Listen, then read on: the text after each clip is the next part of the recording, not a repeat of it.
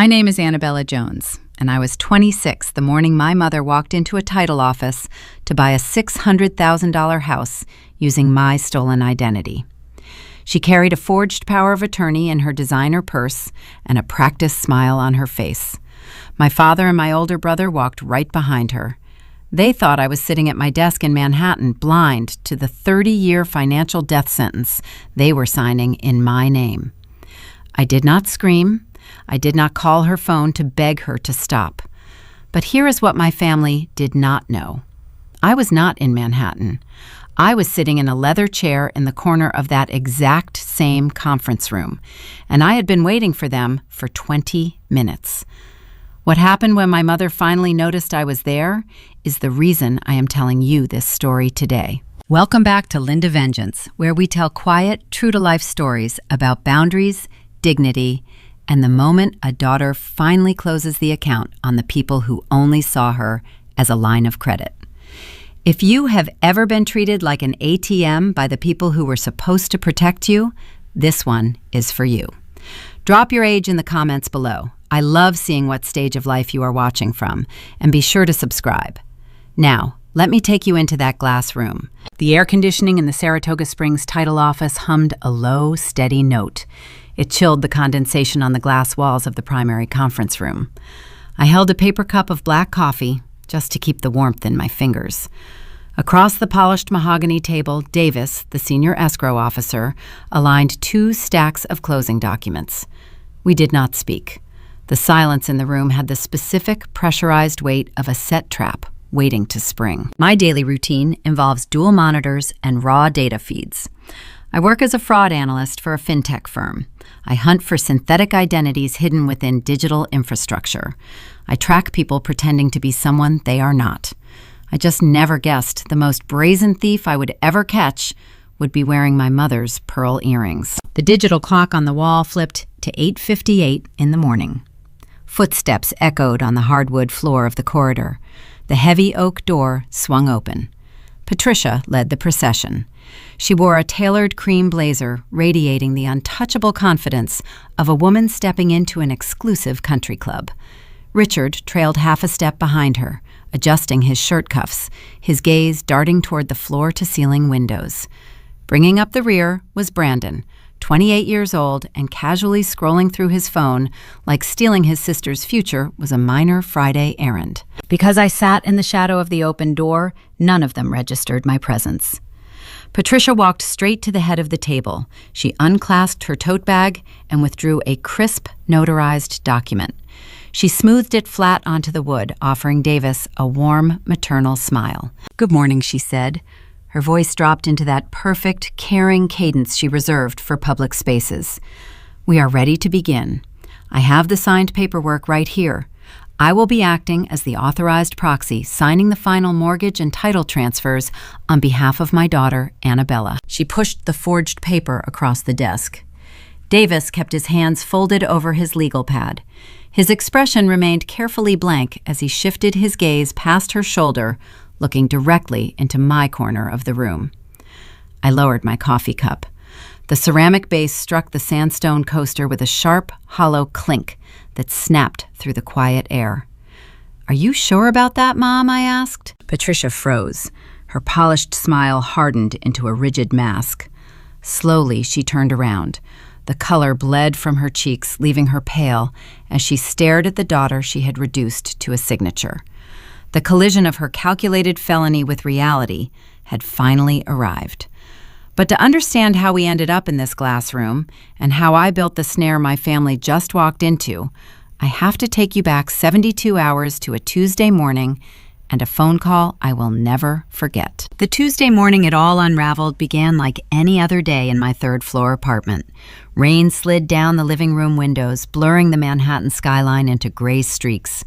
I sat at my kitchen island, a mug of green tea cooling beside my laptop. My dual monitors displayed rows of transaction data.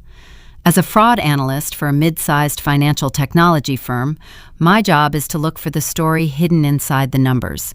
I spend 40 hours a week searching for anomalies, tracking IP addresses, and finding the subtle discrepancies that give away a synthetic identity. I am trained to remain cold and detached when reviewing a stolen life. Then my personal cell phone vibrated against the court's countertop. It was an automated notification from my credit monitoring application. I unlocked the screen, expecting to see a minor fluctuation from my monthly credit card payment.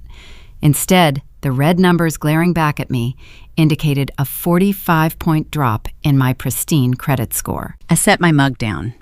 I did not panic. Panic is for people who do not know how the system works. I simply opened my browser, logged directly into my Experian portal, and pulled my raw credit report. There, sitting at the very top of my recent history, was a fresh, hard inquiry from a regional mortgage lender located in upstate New York.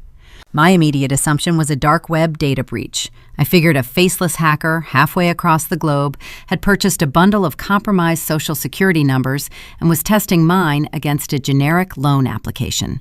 It happens thousands of times a day. I opened a new tab and began typing out the standard dispute forms, preparing to place a routine freeze on my file and move on with my morning. Before I could hit submit, my phone rang. The caller ID displayed an unsaved New York number. Normally, I let unknown calls go straight to voicemail, but given the credit alert, I thought it might be the fraud department of the regional lender reaching out to verify the suspicious application. I slid my finger across the screen and answered. "Annabella," a woman said. She did not say hello. She did not ask how I was doing. Her voice was sharp, professional, and laced with a tight, suppressed panic. It took my brain exactly 2 seconds to match the tone to the memory of my college dormitory. It was Jess Ramirez. Jess and I had shared a cramped 2-bedroom apartment during our junior year at the State University. She was the one who taught me how to budget my tips from waitressing. Now she worked as a senior underwriter for a prominent regional bank upstate. "Jess," I said, leaning back in my chair, "it has been years. Is everything okay? Why is your mother trying to close a $600,000 mortgage in your name?" Jess asked. The air in my apartment went perfectly still. The hum of the refrigerator seemed to fade out. The ambient noise of the traffic on the street below vanished. For a long moment, the only sound I could hear was the slow, heavy thud of my own heartbeat pressing against my ribs. "What did you just say?" I asked. My voice did not sound like my own. It sounded thin and hollow. "I am looking at a loan file right now," Jess said, her words coming fast. "It crossed my desk 10 minutes ago for final underwriting approval.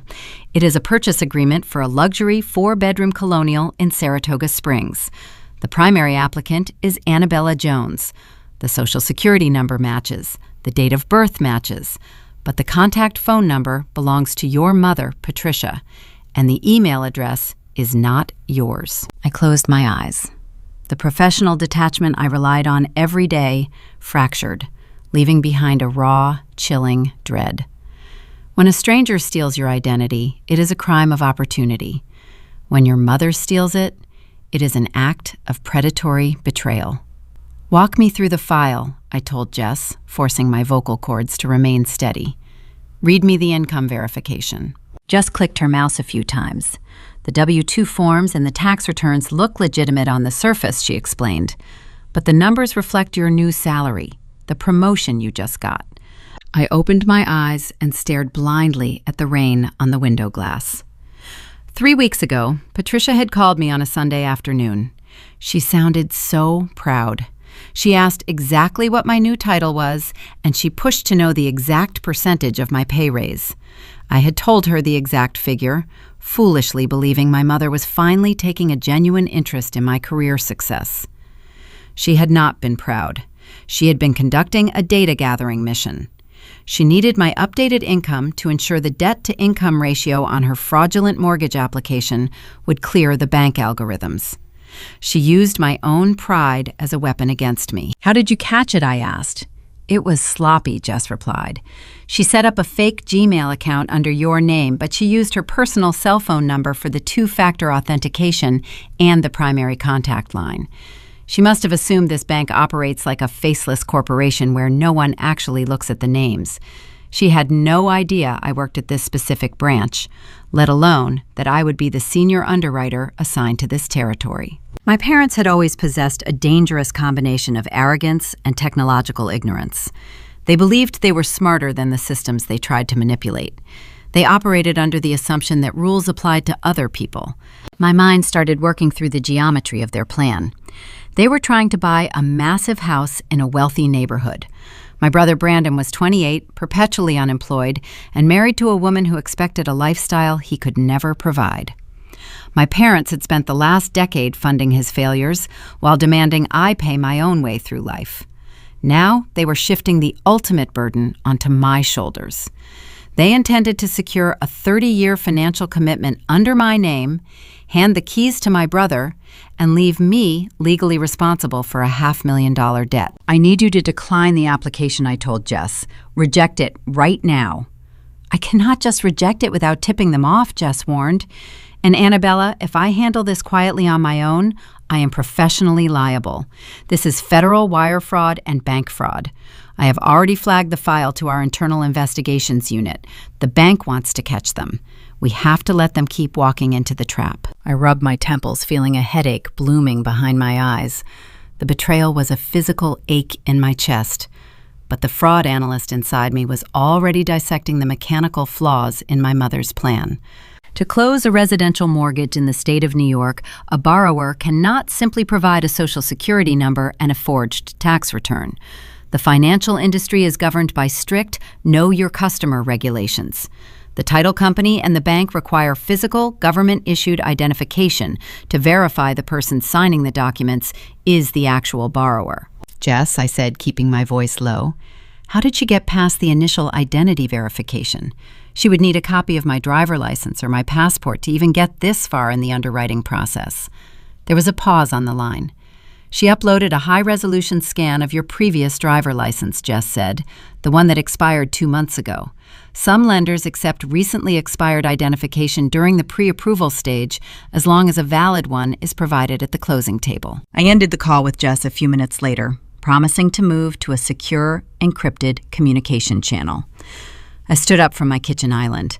The chill in my apartment had nothing to do with the rain outside. I walked slowly toward the entryway of my apartment. I kept my important documents locked in a small, fireproof safe in my bedroom closet, but I occasionally left my wallet and my keys in the ceramic bowl by the front door. 2 weeks prior, I had been stuck at the office late on a Friday evening. Patricia had called, insisting she was in the city, and wanted to drop off some specialty groceries from a bakery she liked. I had told her I would not be home until 8. She told me not to worry, reminding me she still had the spare key I gave her 3 years ago for emergencies. I stood in front of the ceramic bowl. I remembered coming home that Friday night. The groceries were neatly arranged on my counter. I had called her to say thank you, feeling a rare moment of warmth toward her. I walked into my bedroom and pulled the small, fireproof safe from the top shelf of my closet. I entered the keypad combination. The heavy lid popped open. I sifted through the neat stacks of paper. My birth certificate was gone, and the expired driver license I had placed in the safe for record keeping was missing. My mother had not come to my apartment to drop off bread and cheese. She had come to rob me. The spare key, a symbol of trust I had extended to her, was the exact tool she used to bypass the bank's security measures. She was not just a desperate parent making a bad choice on a computer screen. She was a calculated thief who had walked through my home, opened my safe, and stolen my identity with her bare hands. My phone vibrated in my pocket. I pulled it out. A text message illuminated the screen. It was from Patricia. "Honey," the message read, "Dad and I are so proud of your new promotion. We want to take you out to a special celebratory dinner tomorrow night at that nice Italian place you love. We have some amazing news for the family we want to share with you." I stared at the screen. The ambush was set. They were going to buy me a plate of pasta while actively destroying my future. I locked my safe, slid my phone back into my pocket, and decided it was time to pick out my outfit for dinner. Standing in the center of my bedroom, staring at the empty space inside my fireproof safe, the reality of the violation settled into my bones. The missing birth certificate and the absent driver license were not just pieces of paper. They represented a calculated, premeditated home invasion executed by the woman who raised me. In the financial sector, we deal constantly with federal anti-money laundering laws, specifically a framework known as Know Your Customer. These regulations require institutions to verify the exact identity of anyone opening a major line of credit. You cannot secure a $500,000 mortgage simply by reciting a Social Security number over the phone. Lenders demand physical, government-issued proof. My mother knew this. She understood the logistical barrier standing between her and the Saratoga Springs luxury house, and she solved the problem by weaponizing my trust. I looked back toward the kitchen, remembering the Friday evening 2 weeks ago. Patricia had insisted on dropping off fresh bread and expensive cheeses from a boutique market in the city. I had been stuck at my office, overwhelmed with a quarterly audit. I told her to use the spare key I had given her for emergencies. I remembered coming home smelling the rich scent of rosemary sourdough on the counter and feeling a sudden foolish wave of gratitude. I thought my mother was finally showing genuine care for my grueling work schedule. Instead, she had used that bread as a Trojan horse. While I was analyzing fraudulent transactions for my employer, she was digging through my closet, bypassing the simple keypad lock on my safe and pocketing my identity. I needed to secure my communications immediately. If this escalated to a legal battle, my standard phone records could become a vulnerability. I downloaded a secure encrypted voice-over internet protocol application, generating a temporary burner number. My hands remained remarkably steady as I dialed Jess. She picked up on the first ring. "Jess," I said, keeping my voice low, even though my apartment was empty. I found out how she cleared the initial identity verification. She stole my expired driver license and my birth certificate right out of my bedroom closet. I heard a sharp intake of breath on the other end of the line. "Annabella, that crosses a major line. That is physical theft." "I know," I replied. "I need you to freeze the underwriting process. Find a discrepancy. Flag the debt-to-income ratio. Just stall the application so I can figure out my next move without tipping them off." "I cannot do that," Jess said. Her tone shifted, dropping the familiar warmth of a former college roommate and adopting the rigid cadence of a banking professional. "What do you mean you cannot do that?" I asked. "You are the senior underwriter." "Because I no longer control the file," Jess explained. "The moment I saw your mother listed as the contact, I bypassed my regional manager and sent the entire application directly to our internal fraud investigations division. If I arbitrarily stall the loan now, I violate internal protocols and incur personal liability." My director took one look at the forged W-2 forms and escalated the situation. A cold knot formed in my stomach. "What does that mean for the loan?" "It means the bank wants to catch them in the act," Jess whispered. "The investigators instructed me to approve the preliminary underwriting. They want the file to proceed to the closing table." My breath caught in my throat. "You are telling me your bank is turning my stolen identity into a federal sting operation?" "Yes," Jess confirmed. "If we decline the loan today, your parents walk away. They will just take your stolen documents to a different lender who does not have an underwriter who happens to know you. They will keep trying until they succeed. The only way to stop them permanently is to let them execute the final signature. The moment your mother attempts to sign those closing documents, pretending to be you, the crime upgrades to a multi-count federal offense: wire fraud, bank fraud, identity theft. The gravity of the situation pressed down on me. This was no longer a toxic family dispute. It was a criminal investigation, and I was suddenly a crucial asset for a corporate fraud unit. If I confronted my parents now, they would destroy the evidence, burn the fake email accounts, and deny everything. They would paint me as a paranoid, hysterical daughter, a narrative they had successfully pushed on our extended relatives for years. To protect myself, I had to let them believe they were winning. "I will play along," I told Jess. "Keep the loan moving through your system. Let me know the moment they schedule the final closing." I ended the call and tossed the phone onto the bed.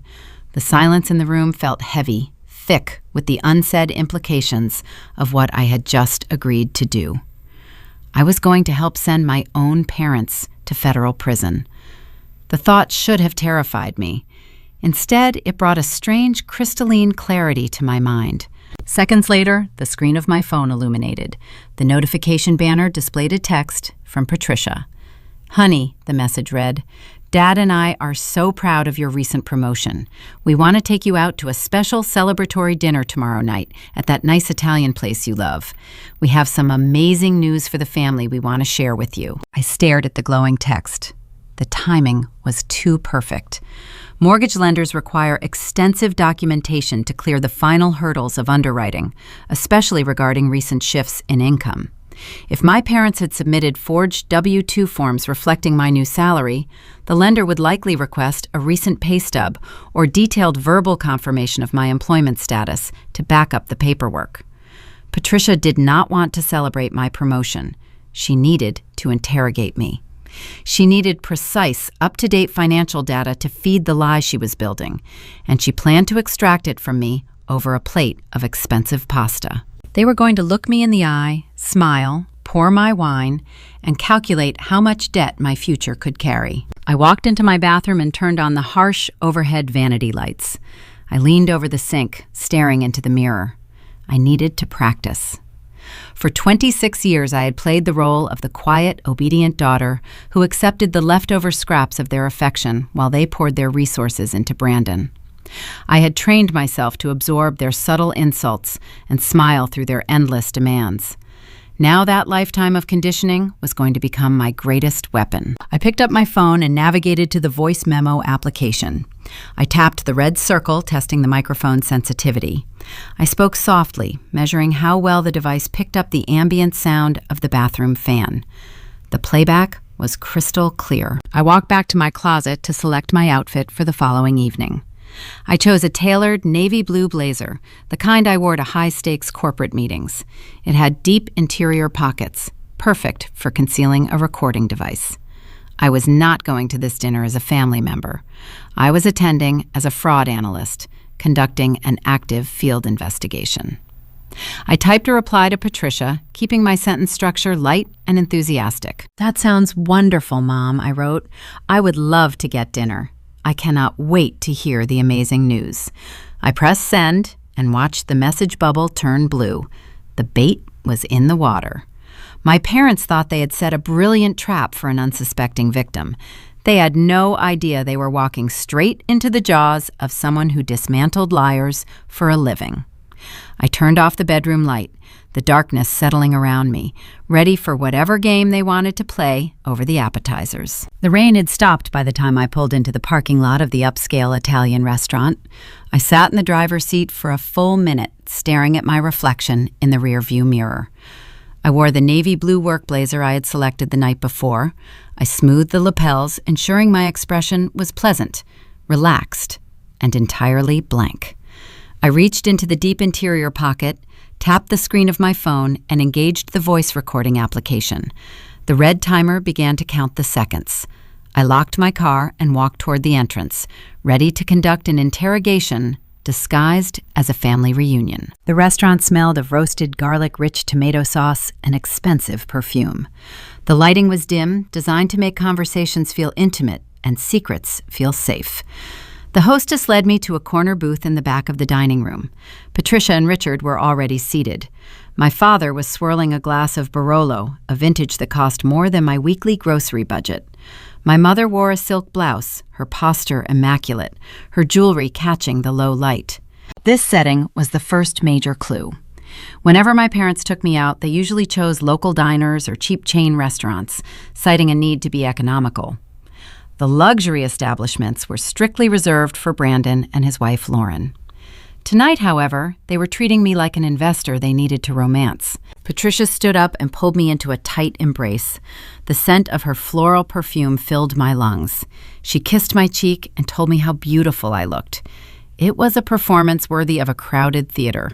I returned the hug, careful not to let her hand brush against the pocket holding my phone.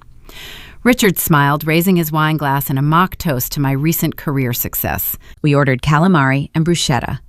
The waiter vanished, leaving us in the engineered intimacy of the booth. Patricia leaned forward, resting her elbows on the white tablecloth. She looked at me with an expression of profound, manufactured pride. The psychological chess match officially began over the appetizers. She started with soft questions about my daily commute and my apartment, laying the conversational groundwork. Then, as we passed the bread basket, she executed her pivot. She asked about the promotion. I watched her eyes sharpen, the maternal warmth dropping away just enough to reveal the calculating ledger beneath. She wanted to know my new official title. She asked if my human resources department used an automated digital verification system or direct phone calls for employment records. I took a slow sip of my ice water. As a fraud analyst, I knew exactly why she asked that specific question. Lenders always conduct a verbal verification of employment right before closing a loan. They need to confirm the borrower still works at the company listed on the application. Patricia needed to know who the bank would call. I played my part flawlessly. I told her my company recently switched to an automated digital portal, giving her the exact detail she needed to circumvent a physical phone call to my manager. Patricia nodded, a brief flash of relief crossing her features. Richard poured himself more wine, clearly relaxed by my apparent ignorance. Then Patricia asked for the numbers. She framed the request casually claiming she wanted to boast to her friends at her tennis club. She asked for my exact base salary and the projected annual bonus structure. In the mortgage industry, the debt-to-income ratio is the ultimate gatekeeper. To qualify for a $600,000 loan, the borrower must demonstrate a specific, verifiable monthly cash flow. Patricia had likely estimated my income when she submitted the initial application. Now, with the closing date rapidly approaching, she needed the precise figures to ensure her forged documents aligned perfectly with reality. I smiled, cut a piece of calamari, and gave her the exact numbers she wanted. Every syllable I spoke was captured by the hidden microphone in my pocket. I was handing her the rope, and she was eagerly tying the knot. The main courses arrived. Richard was halfway through his second glass of Barolo. Alcohol always stripped away his caution. He wiped his mouth with a linen napkin and leaned back against the leather booth. He looked at me, a wide, satisfied grin spreading across his face. "We have some great news," he announced, ignoring the sudden tension radiating from my mother. "We are finally getting Brandon out of that cramped apartment." The temperature at the table plummeted. Patricia snapped her head toward him. She did not say a word, but she did not have to. Her glare was a physical strike. It was the same lethal silencing look she used to give me when I asked for school supplies she did not want to buy. Richard blinked the alcohol haze parting just enough for him to realize he had strayed off the script. Patricia immediately turned her attention back to me, her smile returning with terrifying speed. "We are helping him find a new rental," she corrected smoothly. "Just something with a bit more space. Lauren has been complaining about their tiny kitchen. In fact, we saw a listing today with the most gorgeous Italian marble countertops. You know the kind I have always been obsessed with, the veined Carrara marble." The dramatic irony was suffocating. She was sitting across from me, sipping wine and describing the kitchen of the Saratoga Springs house she was currently stealing my identity to purchase. Brandon was 28 years old. He had drifted through 3 different undergraduate majors, never holding a job for more than 6 months. Lauren treated my frugal lifestyle as a personal insult, frequently mocking my sensible clothes and my small apartment at family gatherings. My parents had spent my entire life shielding Brandon from the consequences of his own failures. Now they were preparing to hand him the ultimate prize. I looked at the 2 people who brought me into the world. They were not merely helping my brother. They were buying a luxury estate to serve as his personal playground, and they were using my pristine credit to finance the transaction. They planned to secure the deed, hand the keys to Brandon, and leave me shackled to a 30-year financial death sentence. The reality of a stolen mortgage is a quiet destruction. If Brandon missed a payment, my credit score would plunge. If he defaulted, the bank would come after my assets, garnishing my wages and erasing my future. They were willing to sacrifice my entire adult life so their golden child could have Carrara marble in his kitchen. I did not confront them. I did not flip the table or demand an explanation. I finished my pasta. I laughed at my father when he told a joke. I let my mother pay the bill, watching her hand the waiter a platinum credit card, wondering what other hidden debts she was juggling. When we walked out to the parking lot, Patricia hugged me again, telling me how much she loved me. I told her I loved her too. I climbed into my car, locked the doors, and stopped the recording. I saved the audio file to an encrypted cloud server. The night had yielded a confession wrapped in a dinner conversation. But as I pulled out of the parking lot, my mind tried to rationalize the hierarchy of the crime. I was convinced Brandon was the primary architect of this scheme. He was the one who stood to gain the mansion. I assumed my parents were just his willing accomplices, bending the law to give him what he demanded. My phone buzzed in the cup holder. I glanced at the screen while waiting at a red stoplight. It was a notification from a payment application.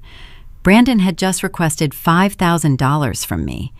The attached note unraveled my theory and pushed the entire crime into a sickening new territory, setting the stage for a confrontation I never saw coming. The asphalt mirrored the amber glow of the streetlights as I steered my sedan away from the Italian restaurant. The rain had ceased, leaving behind a crisp, chilled evening air that filtered through the cracked window. My tires maintained a steady, hypnotic rhythm on the wet pavement, while my mind arranged the pieces of the puzzle I had just collected over dinner. Every analytical instinct I honed at the financial technology firm pointed directly toward my older brother. Brandon was 28 years old and possessed the fiscal discipline of a spoiled teenager. He had drifted through his entire adult life, relying on a continuous cushion of parental bailouts. Whenever he quit a job, my father paid his rent. Whenever he ruined a vehicle, my mother leased him a replacement. But the true catalyst for this escalating greed was his wife. Lauren treated my existence as a minor, unfortunate blemish on her social calendar. She flaunted designer handbags purchased with my parents' money and routinely sneered at my generic department store blazers. She demanded winter vacations in Aspen and summer weekend trips to the Hamptons. Brandon, desperate to keep her satisfied and maintain his hollow facade of success, constantly pressured our parents for more cash. It made perfect logical sense. He wanted the prestige of a luxury estate in Saratoga Springs, but lacked the credit score to secure a simple auto loan. I assumed he had badgered my mother into committing federal bank fraud just to appease his demanding wife. The traffic light at the upcoming intersection turned red. I pressed the brake pedal, bringing the car to a smooth halt. I glanced down at the center console. The screen of my mobile phone illuminated the dark interior of the cabin. A notification from a digital payment application stared back at me. Brandon had just requested $5,000. I stared at the numeric value, letting the sheer audacity of the sum sink into my brain. $5,000. I picked up the device and tapped the alert, opening the application to read the attached message. "Mom said you are giving us a housewarming gift for the new rental," he wrote. "Lauren really loves this specific custom sectional sofa. Please send the funds tonight so we can lock in the delivery date." The digital request felt like a physical slap across the face. It was the ultimate manifestation of their staggering entitlement. They were currently in the process of hijacking my Social Security number to illegally purchase a $600,000 estate. They were preparing to saddle me with a 30-year mortgage that would effectively destroy my financial independence and trap me in perpetual debt. Yet that monumental theft was somehow not enough. They also expected me to empty my personal savings account to furnish the very living room I was being forced to buy for them. They wanted me to purchase the couch Lauren would sit on while she judged my lifestyle. I did not type out a furious paragraph. I did not mention the fraud, the forged documents, or the hidden audio recording currently uploading to my secure cloud server. I kept my response brief, deploying the exact phrase they hated most. I hit the decline button and typed a simple reply: "Money is tight. I cannot help." I tossed the phone onto the passenger seat and pressed the accelerator as the light turned green. I knew the reaction would be instantaneous. I parked my car in the lot behind my apartment building, walked up the 3 flights of stairs to my unit, and unlocked the front door. Before I even took off my winter coat, the device in my pocket began to vibrate. The caller identification displayed Patricia. I took a deep breath, dropped my keys into the ceramic bowl by the entryway, and swiped the screen to answer. Annabella, Patricia said. Her voice lacked the warm theatrical affection she had utilized at the restaurant just 30 minutes prior. It was sharp, brittle, and vibrating with manufactured maternal disappointment. Why are you being so incredibly selfish? I walked into my home office and sat down at my desk. What do you mean? I asked, pitching my tone to sound appropriately meek and confused. Your brother just told me you refused to help him with the living room furniture, she snapped. You just received a major promotion. You make excellent money. You live in a tiny apartment and you hardly spend anything on yourself. Family helps family, Annabella. Brandon needs a fresh start. You should want to support your own flesh and blood instead of hoarding your paychecks like a miser. While she lectured me about the moral obligations of familial generosity, I woke up my laptop. The dual monitors glowed to life, illuminating my face in the dark room. I opened an incognito browser window. I agreed with my mother, verbally, offering quiet, apologetic murmurs to fuel her sense of control. Yes, Mom. I know, Mom. I am sorry, Mom. My fingers moved swiftly across the mechanical keyboard. I navigated to the Google email login page. I typed in the suspicious address Jess Ramirez had flagged from the mortgage application. annabella.jones.home@gmail.com. The portal prompted me for a password. Fraudsters typically rely on easily recalled numeric strings for temporary burner accounts. Considering my working theory centered entirely on my brother, I tested my primary hypothesis. I entered Brandon's exact date of birth. 2 digits for the month, 2 for the day, 4 for the year. I pressed the Enter key. The loading circle spun for a fraction of a second. The security wall dissolved. The screen transitioned from the login page to a fully populated inbox.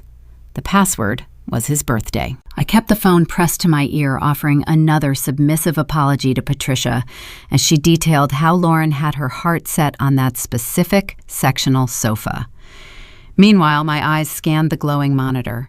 The inbox contained dozens of unread messages, digital flyers from title companies, electronic bank disclosures, and continuous correspondence with a local real estate agent. I clicked on a message thread labeled Urgent Closing Timeline. I expected to find emails detailing how the property would be transferred to Brandon. I anticipated seeing his name listed as the primary occupant. I opened a draft message Patricia had written to the agent earlier that afternoon. I read the sentences twice, ensuring my brain was processing the text correctly. The words on the screen systematically dismantled my entire theory. Brandon was not the criminal mastermind. He was barely even a factor in the actual scheme. The draft explained intricate details about the property layout, focusing entirely on the master suite and the primary living spaces. The message explicitly stated that the new home was necessary to accommodate a sudden permanent shift in my parents' lifestyle. They were planning a multi-generational living situation where they would occupy the largest rooms. Patricia was not buying this house as a lavish gift for her spoiled son. The email revealed a terrifying financial reality about my mother and father. The truth waiting inside that inbox was infinitely darker, vastly more desperate, and far more dangerous than a greedy sibling demanding a free house. My parents were hiding a catastrophic secret from the world, and my stolen identity was the only thing keeping them from total ruin. I ended the phone call with Patricia and set the device face down on the desk. The silence in my apartment rushed back in, thick and suffocating. The glow from my dual monitors cast long shadows across the walls of my home office. I stared at the drafted email open on the screen, my eyes tracing the black text against the white background. My working theory had centered entirely on Brandon. I believed his wife demanded a luxury estate, and my parents merely facilitated the theft to keep the peace. The words on the screen systematically dismantled that assumption. Patricia had not written a message about securing a property for her son. I read the sentences again, analyzing the specific requests my mother made to the local real estate agent. Richard and I will require the primary suite on the ground floor, Patricia wrote. We need to plan for a multi-generational living arrangement as we get older. The expansive layout of the Saratoga Springs property is perfect. Brandon and Lauren can occupy the upstairs guest wing, which gives everyone plenty of privacy while allowing us to maintain the main entertaining spaces. My hands went cold. The keyboard felt like ice beneath my fingertips. Brandon was not the criminal mastermind pulling the strings. He was the convenient cover story. My parents were not buying this $600,000 mansion to give him a fresh start. They were buying it for themselves. The immediate question surfaced in my analytical mind. Why would my parents leave their comfortable, established home in the suburbs to orchestrate a high-risk federal felony just to relocate an hour north? They loved their current house. They hosted neighborhood parties there. They had spent 2 decades curating a specific image of upper-middle-class stability. People do not abandon that kind of curated life unless a hidden force compels them to run. I opened a new browser tab. I navigated to the official public records portal for the county clerk where my parents resided. As a fraud investigator, I spend hours inside these archaic databases. The interface was clumsy, featuring outdated drop-down menus and slow loading times. I selected the property deed search function. I typed my father's full legal name into the query box, followed by their current street address. I pressed the search button and waited. A progress bar crawled across the top of the monitor. The system returned 3 recent filings associated with the parcel number. The first 2 were standard utility easements recorded years ago. The third document had been filed exactly 90 days prior.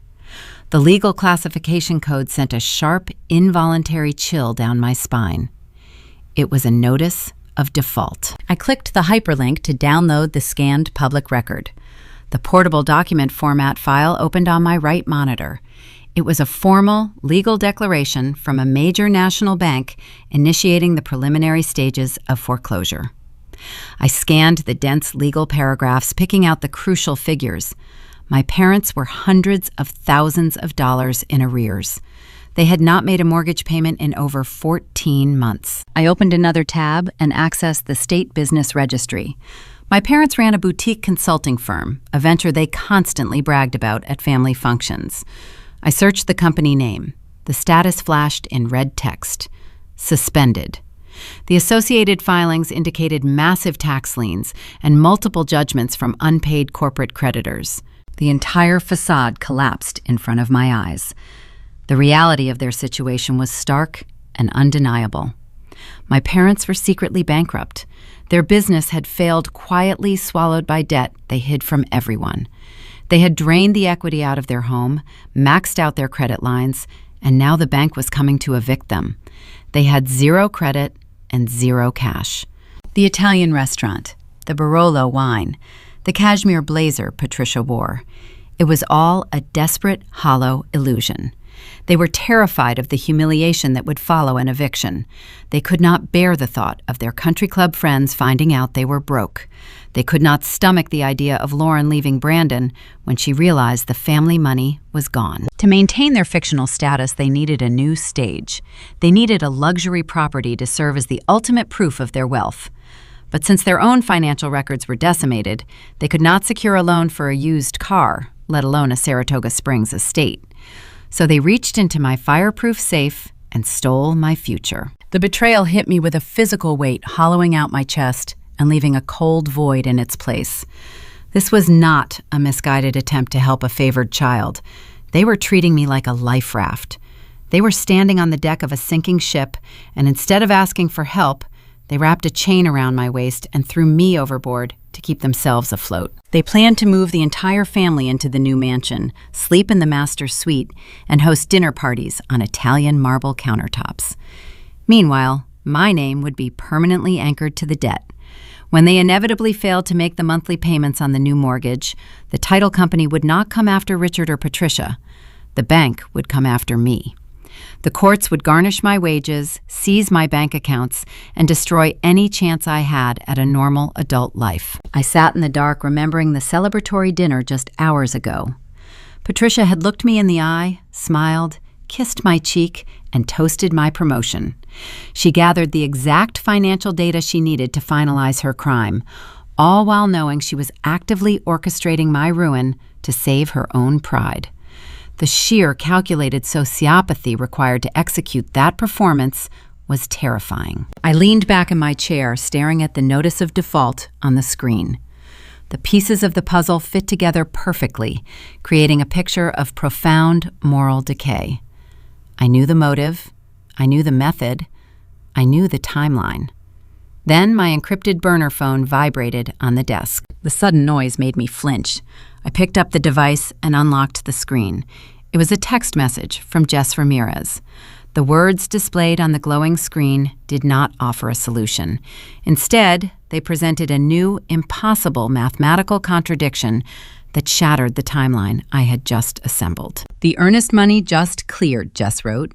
"A wire transfer hit the title company escrow account 10 minutes ago. The transaction bypassed the standard holding period because it was sent as direct cash." I read the next sentence 3 times. "The wire was for $120,000, the message continued. "The sender name on the routing slip matches your identity. Annabella, where did this money come from?" I stared at the glowing text, my mind racing to process the impossibility of the numbers. I knew my own financial portfolio intimately. I kept a strict budget. I had precisely $22,000 in my high-yield savings account. My checking account held enough to cover my monthly rent and utilities. I did not have 6 figures hidden anywhere in the world. Furthermore, I had just read the public records proving my parents were destitute. They were facing foreclosure because they could not pay their own bills. They did not have the capital to buy groceries without utilizing credit, let alone generate a 6-figure down payment for a luxury estate. If my parents were broke and my own accounts were untouched, the math did not align. Mortgage lenders require a rigid paper trail for every single dollar used in a down payment to prevent money laundering. The funds must originate from a seasoned account bearing the name of the primary borrower. Someone had just wired $120,000 to an escrow officer under the name Annabella Jones. I set the phone down next to the keyboard. The chill in my home office deepened. I was no longer just dealing with stolen credit and a forged signature. I was staring at a phantom fortune, an invisible inheritance, conjured out of thin air to finalize a fraudulent real estate transaction. I needed to find the origin of that wire transfer before the sun came up, because that ghost account was the key to tearing their entire operation down to the studs. I stared at the encrypted messaging application on my glowing screen. $120,000. I blinked, expecting the digits to rearrange themselves into a rational, familiar figure. They remained fixed, a stark and impossible sum, burning against the dark background of the chat window. A slow, rhythmic pulse began to throb against my collarbone. I did not possess that kind of wealth. My financial portfolio was meticulously organized on a spreadsheet I updated every Sunday. I kept exactly $22,000 in a high-yield savings account for emergencies. My checking account held just enough to cover my monthly rent, groceries, and utilities.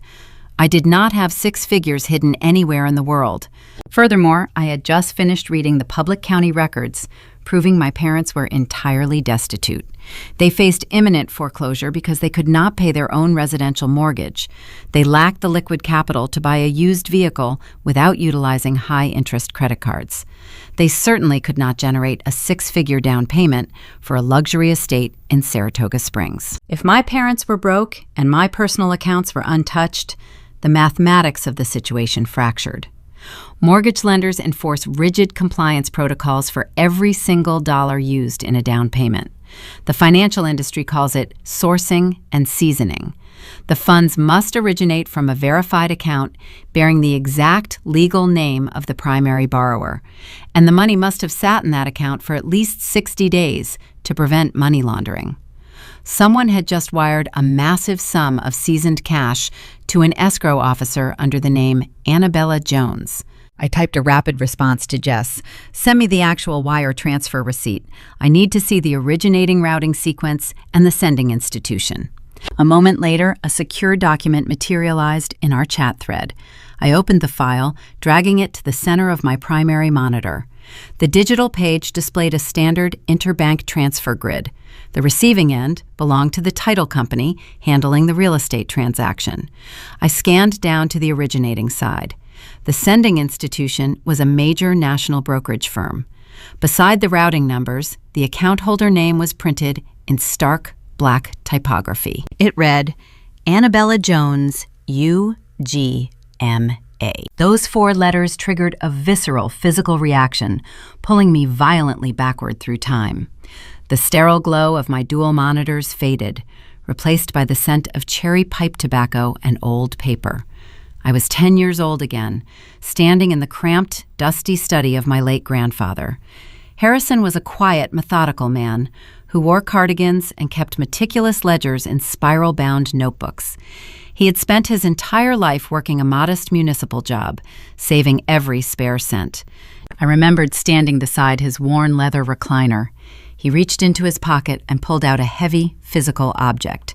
He slipped a solid silver dollar into my small palm, closing my fingers over the cold metal. His rough, calloused hands felt warm against my skin. I built a safety net for you, Anna, he whispered, his voice raspy and urgent. Keep it quiet. Do not let your father touch it. Grandfather Harrison understood the fundamental flaw in his own son. He knew Richard possessed a reckless, destructive appetite for the appearance of wealth. He knew my parents valued country club memberships and leased luxury vehicles over actual financial stability. My grandfather bypassed them entirely, attempting to shield my future from their inevitable collapse. I stared at the wire receipt on my screen, the reality of the acronym snapping into sharp focus.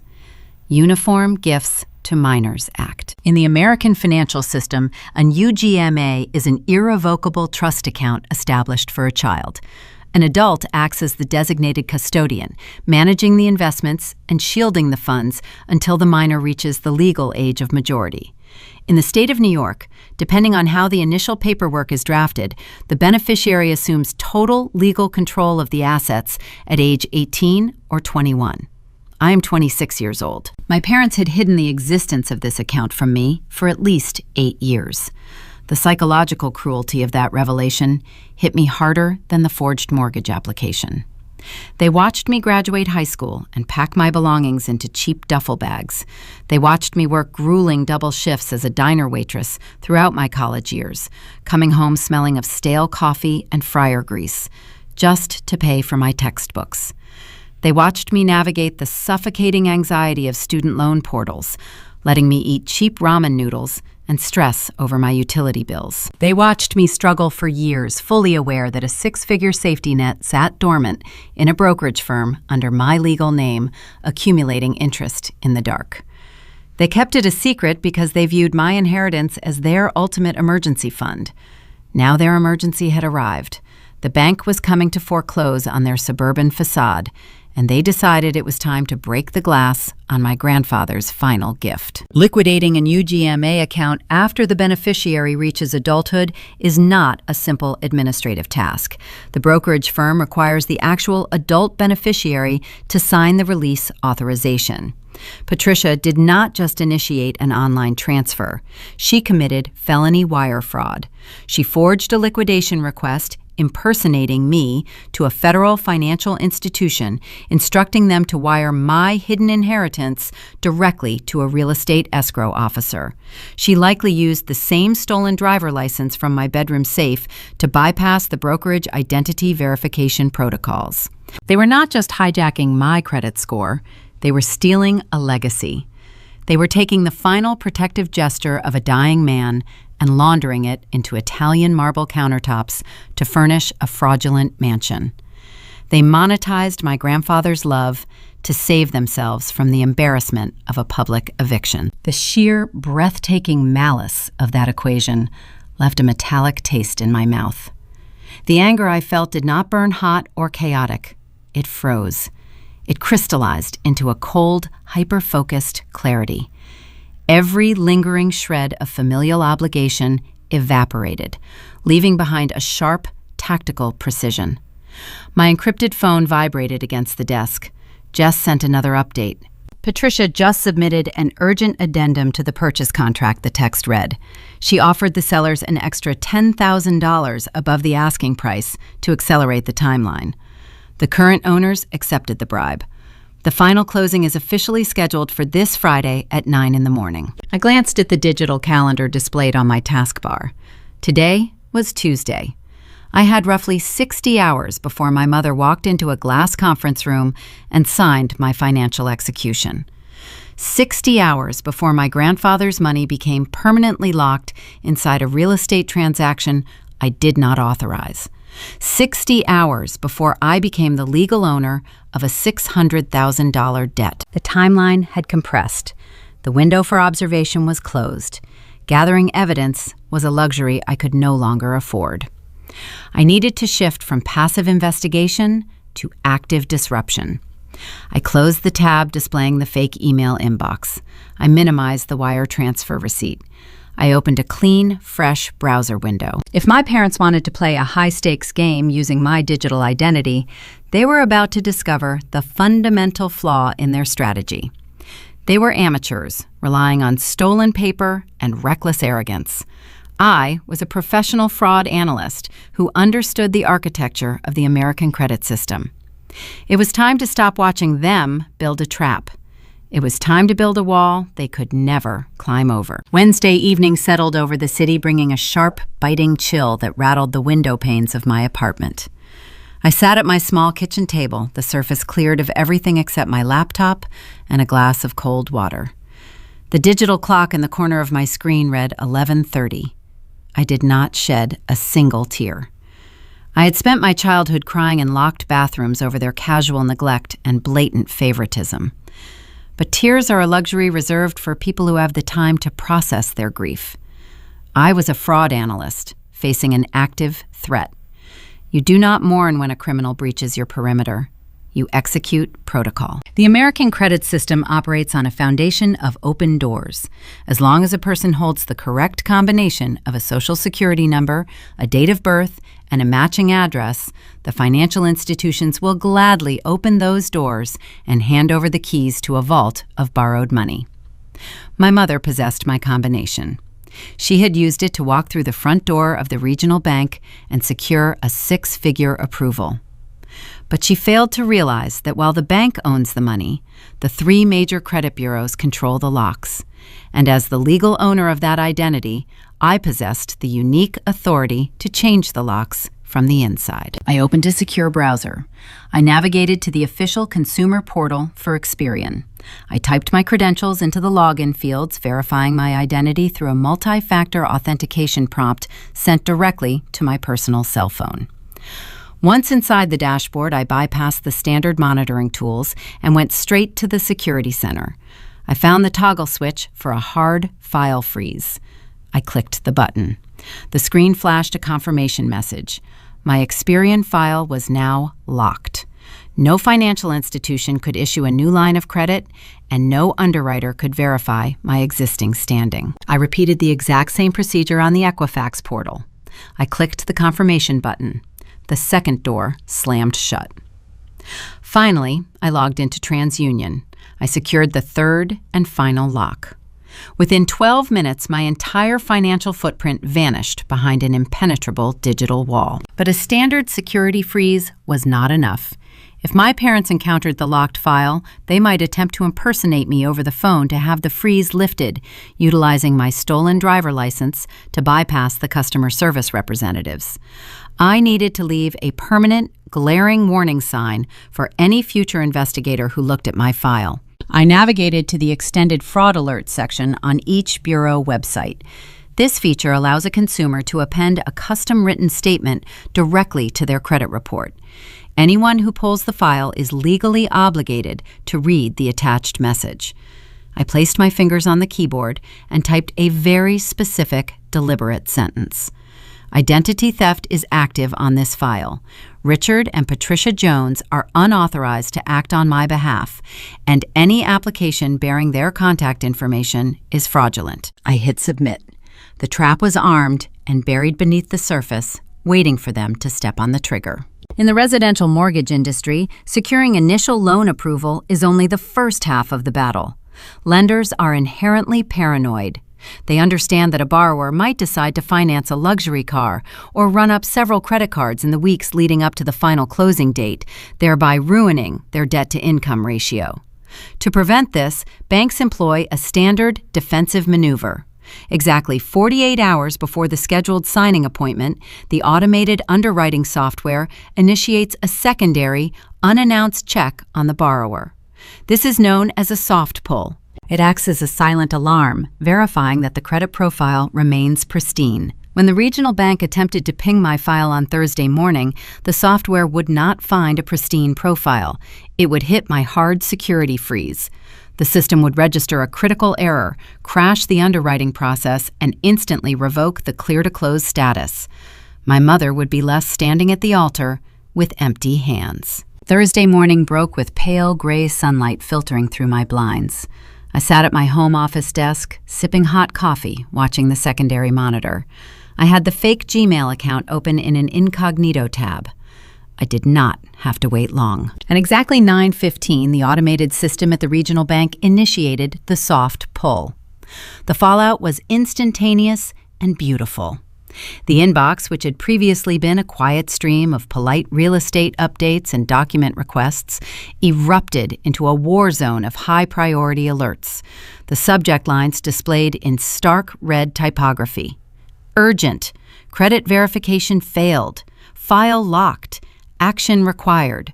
Funding suspended due to security freeze. A minute later, a message arrived from the title company escrow officer. Patricia, please call me immediately. The lender just revoked the funding authorization. The deal is in jeopardy. If we do not resolve this credit lock by the end of business today, the contract will collapse. The sellers have another backup offer waiting, and if we breach the timeline, your earnest money will be subject to immediate forfeiture. I read that last sentence twice, savoring the mechanical justice of the contract terms. Earnest money forfeiture. The $120,000 Patricia had stolen from my grandfather was currently sitting in a neutral escrow account. By offering the sellers a bribe to accelerate the closing, she had likely waived her protective contingencies. If the deal failed to close because her financing fell through, the sellers were legally entitled to keep the cash as a penalty for breach of contract. My parents were not just going to lose the luxury house. They were inches away from vaporizing the stolen inheritance entirely. Then the physical manifestation of their panic began. My cell phone, resting beside my keyboard, began to vibrate against the wood. The screen illuminated. The caller identification displayed my mother. For 26 years, whenever Patricia called, I answered the phone. I was conditioned to drop whatever I was doing to accommodate her schedule. Today, I leaned back in my chair, crossed my arms, and watched the device rattle across the desk until the call went to voicemail. 3 minutes later, she called again. I let it ring. Then Richard called, a rare occurrence that signaled severe internal distress. I ignored him. A text message appeared from Brandon containing nothing but 3 question marks. They were losing control of the narrative, spinning in the chaotic void of a manufactured crisis desperate to find the loose thread. They believed the credit lock was an accidental glitch, a clerical error in the banking matrix. They had no idea I was the architect of their sudden destruction. I let them sweat for 3 agonizing hours. I monitored the inbox as the real estate agent sent increasingly frantic emails begging Patricia for an update. I watched the missed calls tally climb into the double digits. I was forcing them into a tight, dark corner, systematically cutting off their exits until they had no choice but to construct a lie and deliver it directly to me. At 12:30 in the afternoon, the phone vibrated for the 15th time. Patricia was calling again, her 7th attempt. I decided the pressure had cooked long enough. It was time to hear the fiction she had prepared. I reached out, swiped the green icon, and lifted the phone to my ear. "Hello," I said, keeping my tone perfectly mild and oblivious. Annabella Patricia gasped. Her breathing was ragged, her voice stripped of all its polished country club sophistication. She sounded like a woman standing on the edge of a very steep cliff. We have a huge problem. The silence holding the space between Patricia and me was razor thin, humming with a frantic energy. For the first time in my life, I possessed total leverage over the woman who had dictated my worth since childhood. I sat at my home office desk watching the flashing cursor in the fake Gmail inbox on my secondary monitor. I waited for her to fill the void, giving her the space to construct the fiction she desperately needed me to believe. "I need a massive favor," Patricia said. She attempted to project a casual, breezy tone, but the tremor in her voice betrayed the sheer terror vibrating beneath the surface. It was the forced casualty of a gambler pushing all their remaining chips to the center of the table while holding a losing hand. I did not interrupt her. I let the silence stretch for another beat, amplifying her discomfort. "What kind of favor?" I asked. My tone was mild, laced with the appropriate level of daughterly concern. "Well, it is actually quite embarrassing," she continued, rushing her words slightly. "Your father and I are currently in the process of co-signing a small commercial loan for Brandon. He has this wonderful new business venture he is trying to launch, and he just needed a little bit of preliminary seed capital to get the LLC off the ground." I leaned back in my chair. Brandon had not held a steady job in 3 years. The idea of a commercial bank approving a business loan for a man who spent his afternoons playing video games was absurd. But Patricia was leaning heavily into the golden child narrative, assuming my ingrained habit of yielding to my brother's needs would blind me to the logical flaws in her story. "Okay," I prompted softly, "but why are you calling me about his business loan?" "Because the banking software made a ridiculous clerical error," Patricia explained, a note of manufactured indignation creeping into her voice. "You know how these archaic systems are. Because you lived with us during college and your old address history is still linked to our permanent residence, the underwriting software accidentally cross-referenced your Social Security number instead of your father's. It triggered an automated flag on your credit file." The lie was genuinely impressive. It was a masterpiece of parental gaslighting, weaving a thread of plausible bureaucratic incompetence into a blanket of total deception.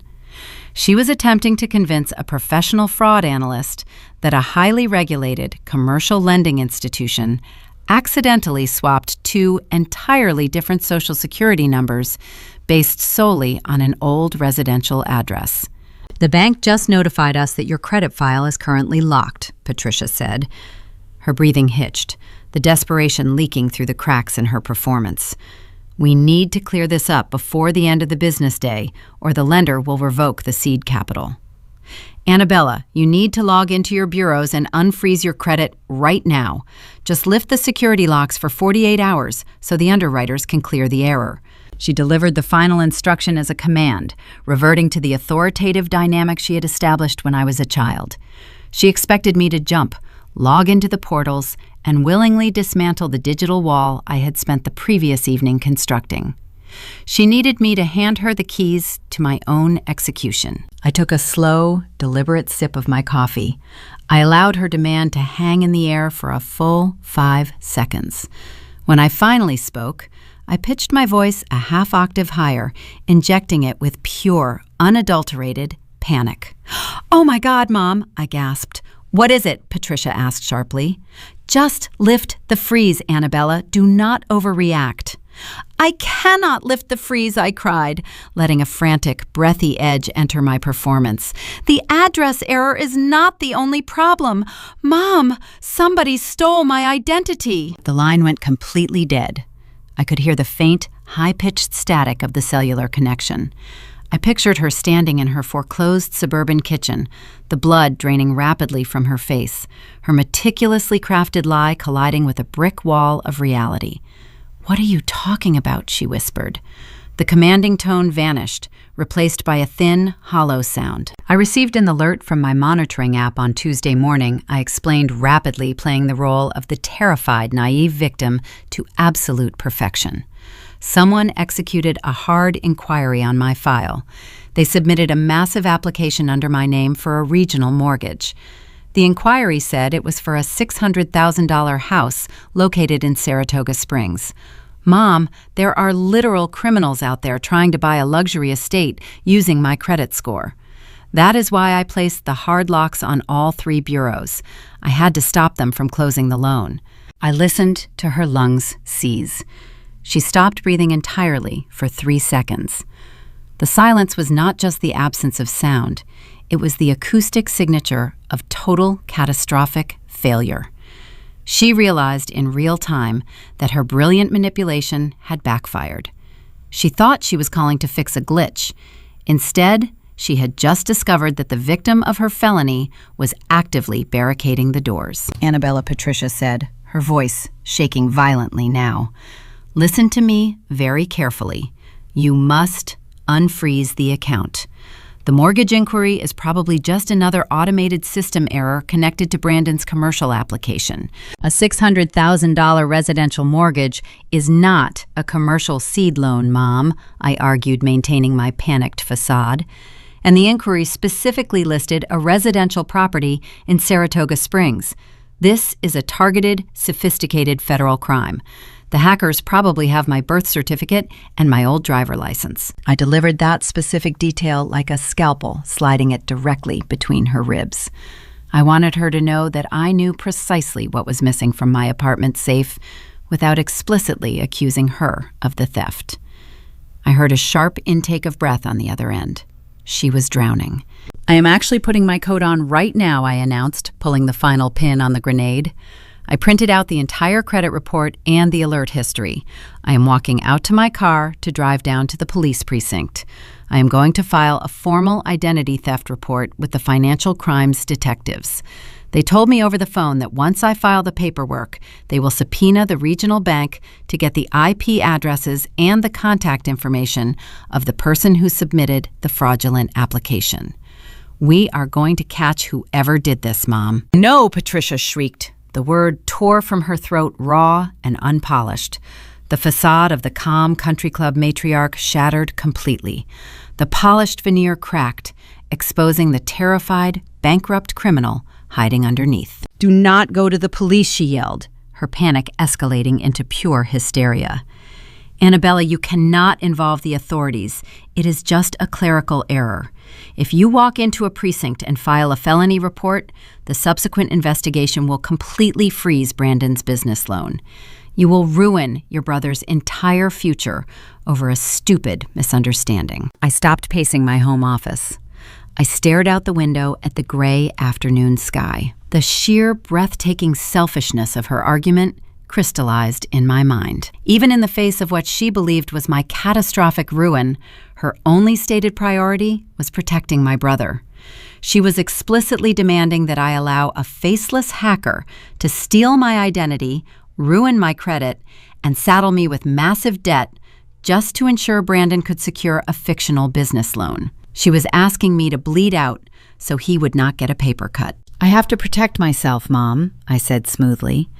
My voice dropped, the frantic pitch leveling out into a calm, icy resolve.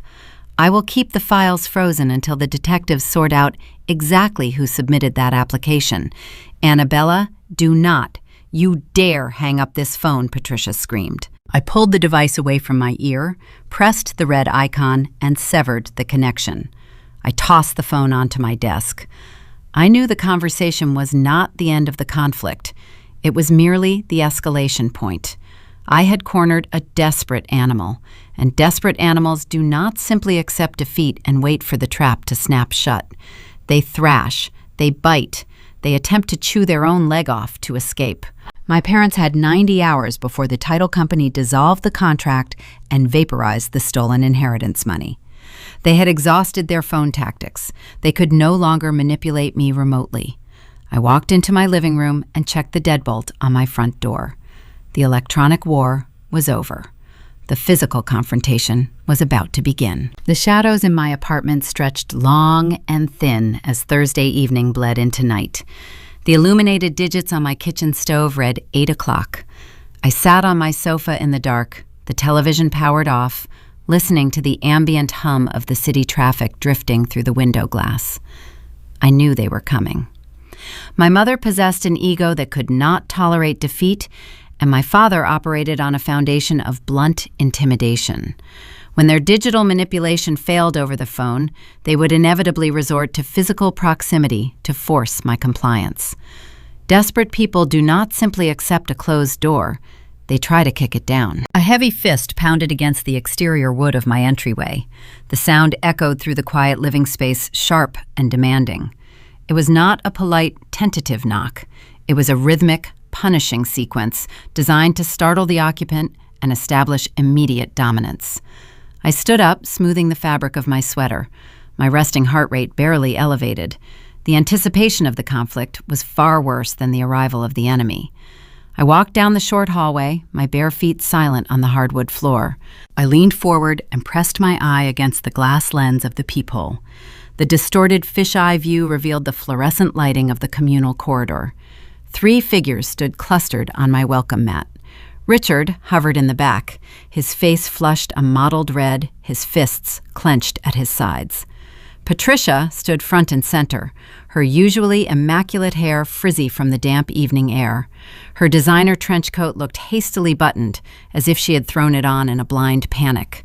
Brandon leaned against the hallway wall, arms crossed over his chest, exuding the bored irritation of a teenager forced to attend a tedious family obligation.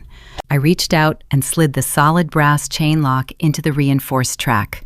I turned the deadbolt and pulled the door inward, allowing a gap of exactly 4 inches. The heavy metal chain pulled taut, holding the barrier firmly in place. The stale air of the corridor rushed into my apartment, bringing the faint scent of rain and my mother's expensive perfume. The polite masks they wore to the Italian restaurant were entirely gone. There was no warm greeting, no maternal smile, no pretense of a celebratory visit. The fiction of the commercial business loan evaporated the moment the door cracked open. "Unfreeze your credit profile right now," Patricia demanded. Her voice was a harsh, ragged whisper. She gripped the edge of the doorframe, her manicured fingers turning white at the knuckles. I looked at her, maintaining a flat, neutral expression. "Why would I do that, Mom? I told you. I am dealing with an active identity theft situation. Stop playing games with me." "Annabella," she hissed, her eyes wide and feral. "The title company escrow goes hard tomorrow morning.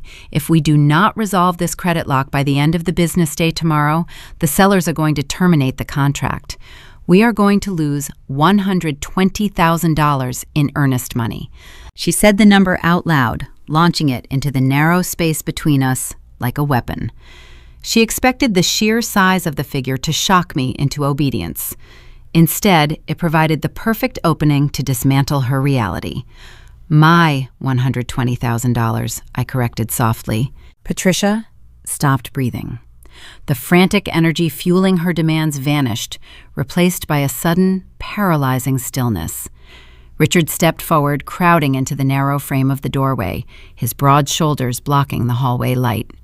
"What are you talking about?" my father growled, attempting to lower his voice to a menacing register. "I am talking about the Uniform Gifts to Minors Act investment account," I said, keeping my tone perfectly level.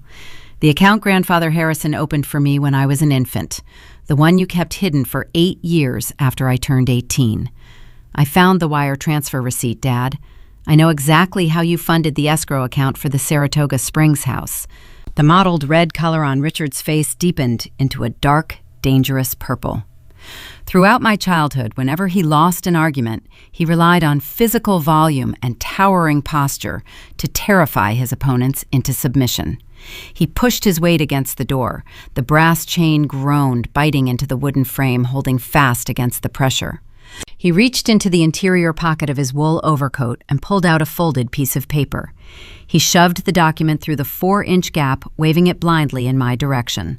"Sign this document right now," he ordered, spittle flying from his lips. I did not reach for the paper.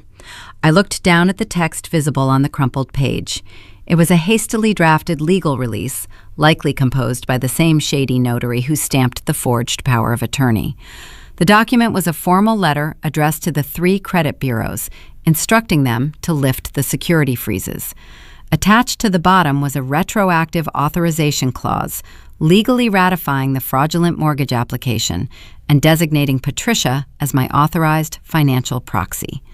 They wanted me to sign a piece of paper that would instantly legalize their felony. They were attempting to cure a federal crime through brute intimidation. "I am not signing anything," I said, making direct eye contact with my father. "You owe us," Richard spat, his voice trembling with toxic entitlement. "We raised you in a good home. We put food on your table. We paid for your clothes and your medical bills for 18 years. That money from your grandfather is our repayment for everything we sacrificed. You are going to sign this paper, lift the freeze, and let this deal close. If you do not, you are dead to this family." The threat of disownment hung in the hallway, an ultimatum designed to shatter my resolve. For years, the fear of losing my family had governed my decisions. I had accepted the leftover affection, tolerated the financial disparity, and smiled through the subtle insults, all to maintain a fragile connection to the people standing on my welcome mat. But looking at them now, I did not feel fear. I did not feel the familiar sting of rejection. A profound, quiet peace settled over my chest. The heavy anchor of obligation simply detached and sank into the abyss. I realized with striking clarity that there was nothing left to save. You cannot be disowned by people who already view you as a disposable asset. Brandon pushed his way forward, wedging his face into the narrow opening beneath my father's arm. He pointed a finger at me, his features twisted into a sneer of petulant rage. "You are being a greedy, selfish brat, Anna," my brother sneered. "You live in this tiny, pathetic apartment. You do not even need a good credit score right now. I have a wife to support. I need that house. Just sign the stupid paper and stop ruining my life." The staggering delusion of his statement cemented my resolve. He truly believed my financial existence was a communal resource, a public utility designed exclusively to fund his comfort. He stood there, 28 years old, throwing a temper tantrum because his sister refused to buy him a luxury estate with a stolen inheritance. I looked at Brandon, then shifted my gaze to Richard, and finally locked eyes with Patricia. She looked small, hollowed out, and utterly defeated. "Take your paper," I said, my voice dropping to a calm, icy register. "Take it and walk away from my door." Richard slammed his palm against the wood. "You listen to me," he began. "No," I interrupted, slicing through his sentence. "You listen to me. I filed a formal identity theft report with the Financial Crimes Division this afternoon. I gave them the routing numbers for the fraudulent wire transfer. If any of you ever show up at my home again, I will not just call the police to have you arrested for trespassing. I will hand them the audio recording of our dinner conversation to go with the federal wire fraud charges." The color drained from Richard's face. The mention of the audio recording struck him like a physical blow. Patricia gasped, her hands flying up to cover her mouth. They realized the depth of the snare I had built. I had not merely stumbled upon their crime. I had orchestrated a methodical counterstrike, documenting every lie and securing every piece of evidence. I reached up and grabbed the edge of the door. "Get off my property," I commanded. I pushed the heavy door forward just enough to dislodge Richard's grip on the frame. I pulled it shut with a resounding, definitive slam that echoed through the quiet apartment. I turned the deadbolt, locking the mechanism with a sharp click. I stood in the entryway, listening to the muffled, frantic whispers seeping through the wood. A few moments later, heavy footsteps retreated down the hallway, moving toward the elevator bank. The physical ambush had failed. They could not force my signature, and they could not breach the digital wall protecting my credit file. They were returning to their foreclosed suburban home with empty hands and a ticking clock. The earnest money would expire the following morning, and the bank was waiting to spring the final trap. It was time to coordinate the closing sequence. I walked back to my home office, picked up my encrypted phone, and prepared to send Jess Ramirez the signal. The waiting was over. We were taking the fight directly to Saratoga Springs. The rain from earlier in the week had cleared, leaving behind a sharp, brilliant Friday morning. At 7 o'clock, the sun was just beginning to burn the frost off the windshields of the cars parked along the main thoroughfare of Saratoga Springs. I sat in a vinyl booth at a corner diner situated exactly 1 mile from the title company office. The smell of frying bacon and bitter coffee filled the small space. A waitress in a faded apron dropped a porcelain mug in front of me, nodding silently before moving to the next table. I wrapped my hands around the warm ceramic, watching the entrance. The bell above the glass door chimed. Jess Ramirez walked in. She wore a sharp gray pantsuit, a stark contrast to the casual clothes we used to wear during our late-night study sessions in college. She scanned the dining room, spotted me in the corner, and slid into the booth opposite my seat. She looked exhausted, with dark circles bruising the skin beneath her eyes, but her posture radiated a grim, professional triumph. She did not bother with pleasantries. She unclasped her leather briefcase and pulled out a thick manila folder. She slid it across the laminated table, stopping just short of my coffee mug. "My director loved this file," Jess said, her voice dropping to a low, conspiratorial register. I flipped the heavy cardstock cover open. The top document featured the official letterhead of the regional bank, stamped with a red watermark indicating an active internal investigation. It was a comprehensive digital forensic report compiled by the cybersecurity team over the last 48 hours. "We deployed a full trace on the application history," Jess explained, tapping a manicured fingernail against a specific column of data on the first page. "We tracked the internet protocol addresses used to upload the forged W-2 forms, the altered tax returns, and the initial loan application. We also pulled the digital footprint from the brokerage firm that processed the liquidation request for the Uniform Gifts to Minors Act account." I scanned the numerical sequences printed on the page. Every single transaction originated from the exact same residential IP address. They did not even use a virtual private network, Jess said, shaking her head in disbelief. They executed a 6-figure federal wire fraud scheme using the standard wireless router in their suburban living room. The arrogance is staggering. They essentially left a glowing neon sign pointing directly at their front door. I closed the folder, resting my hand flat against the cover. The trap was meticulously constructed. We possessed the motive outlined clearly in the fake email correspondence regarding my parents' impending bankruptcy and foreclosure. We held the physical evidence, including the forged tax documents and the stolen inheritance wire transfer. I had secured the audio recording of the celebratory dinner, capturing Patricia explicitly manipulating my financial data. And now we had the undeniable digital footprints linking every illegal action directly to their home network. By any standard legal metric, we had enough evidence to secure an indictment. I looked up at Jess, expecting her to tell me the authorities were already en route to my parents' house to make the arrests. Instead, she leaned closer across the table, her expression hardening. "The investigation is airtight," Jess said quietly. "But my fraud director wants the final nail in the coffin. He wants to establish an irrefutable chain of custody regarding the intent to defraud." "What does that mean?" I asked, tightening my grip on the coffee mug. "It means submitting a fake application from a home computer is a serious crime, but a defense attorney might try to argue it was a desperate mistake abandoned before completion." Jess explained, "To elevate this from a digital anomaly to a multi-count federal offense, the bank needs Patricia to cross the threshold of physical execution.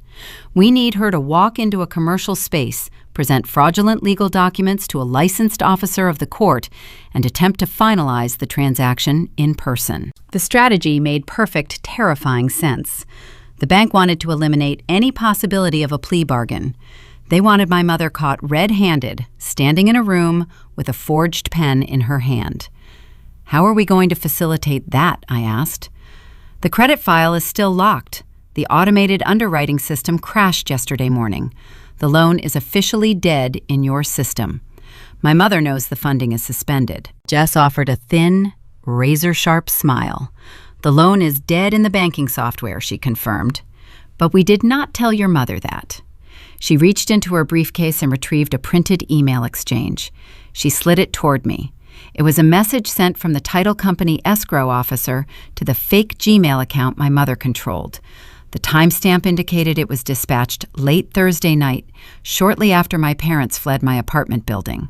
The escrow officer, a man named Davis, is fully briefed on the sting operation, Jess continued.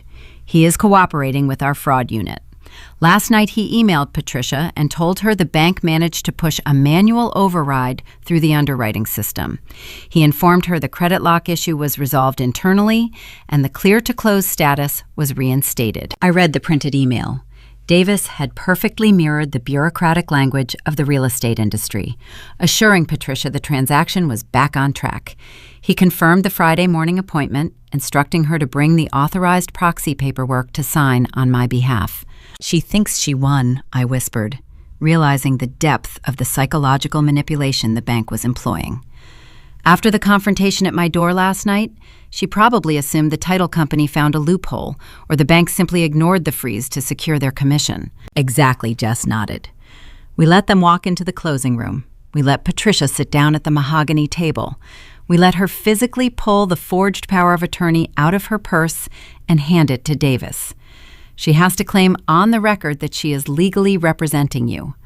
Once she relinquishes control of that forged document, the crime is complete. The federal threshold is crossed, and the authorities step in. The sheer mechanics of the operation were flawless.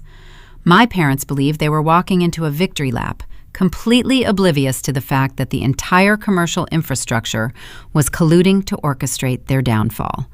They thought they were playing a game of financial chess against a compliant daughter. They did not realize they were sitting across the table from a corporate predator. I took a slow, deliberate sip of my coffee. The bitter liquid burned my throat, cutting through the fatigue of a sleepless night. I looked out the diner window, watching the morning traffic begin to build along the avenue. The Saratoga Springs title office was located just a few blocks away, a sleek, modern building sitting behind manicured hedges. I slid the manila folder back across the table toward Jess. I agree with the director's strategy. I said, my voice steady and resolute. We let her present the forged document. We let her cross the federal threshold. But there is one condition. Jess raised an eyebrow, picking up the folder. What is the condition? I want to be in the room when she does it, I said. Jess hesitated, her professional demeanor cracking slightly. Annabella, that is highly irregular. The fraud unit usually prefers the victims to remain off-site to avoid any volatile confrontations. Your parents are desperate. If you are sitting in that room when the trap snaps shut, the situation could escalate rapidly. They came to my apartment last night and threatened to disown me, I replied, locking eyes with my former roommate. They stole my grandfather's legacy. They tried to shackle me to a $500,000 debt so my brother could have marble countertops. I am not hiding in a diner while my mother attempts to sign away my future. I am going to sit in that room and I am going to watch her face when she realizes the ghost she created is sitting right in front of her. Jess studied my expression for a long moment. She saw the cold, unyielding certainty anchored in my posture. She sighed, tapping the manila folder against the table. All right, Jess agreed quietly. The escrow officer has a large primary conference room. I will call Davis right now and tell him to expect you. He can tuck you into the corner seat before they arrive. But Annabella, you have to promise me you will not say a word until she hands over the paperwork. If you spook her before she presents the forged power of attorney, you compromise the federal charges. I promise, I said.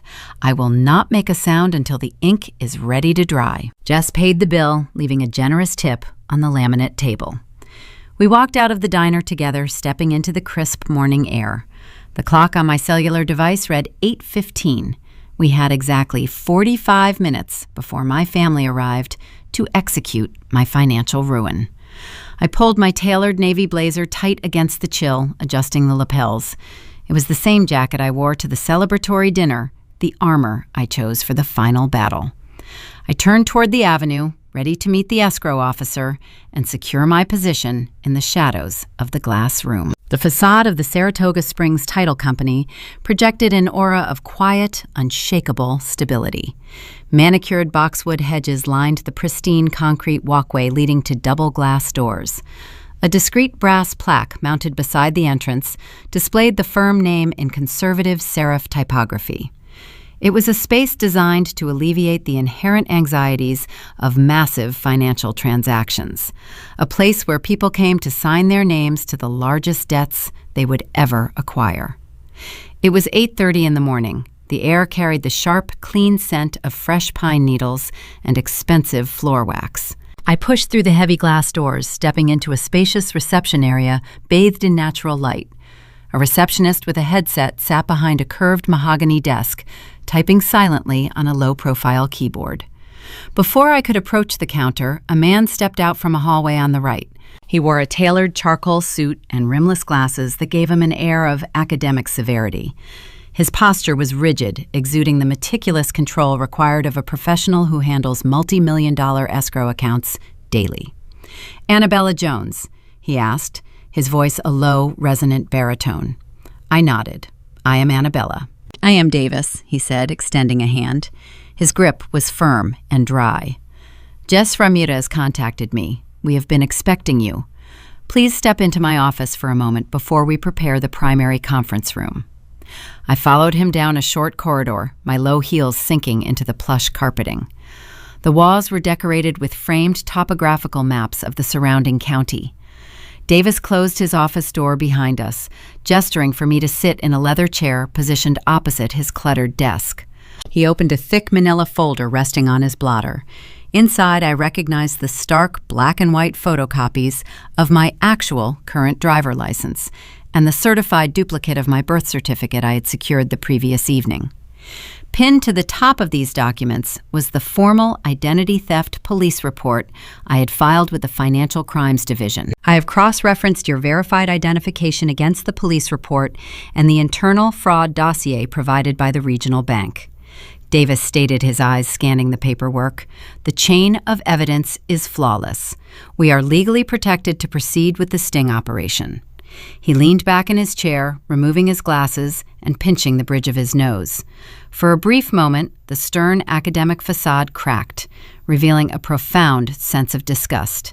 "I have facilitated real estate closings for 2 decades, Davis continued, his voice dropping a fraction.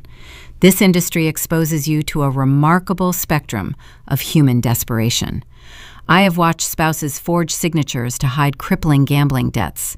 I have seen estranged children attempt to siphon equity from the estates of dying parents while they are hooked to hospital monitors." He placed his glasses back on his face, fixing me with a sharp, piercing look. "But I have never encountered this specific architecture of betrayal," he said.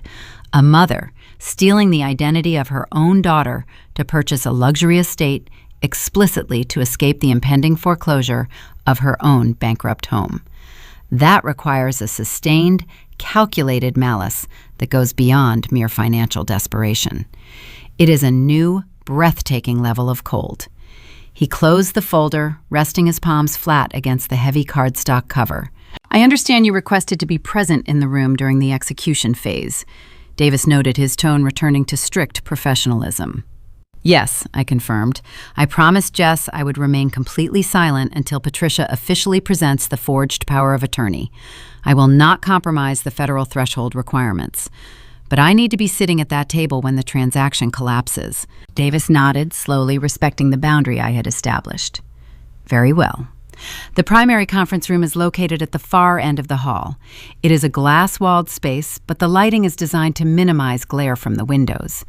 I will position you in the corner chair, tucked behind the line of sight from the doorway. Unless they deliberately walk around the perimeter of the table, they will not immediately register your presence." He stood up, signaling the end of the preliminary briefing. I stood up with him, smoothing the front of my navy blazer.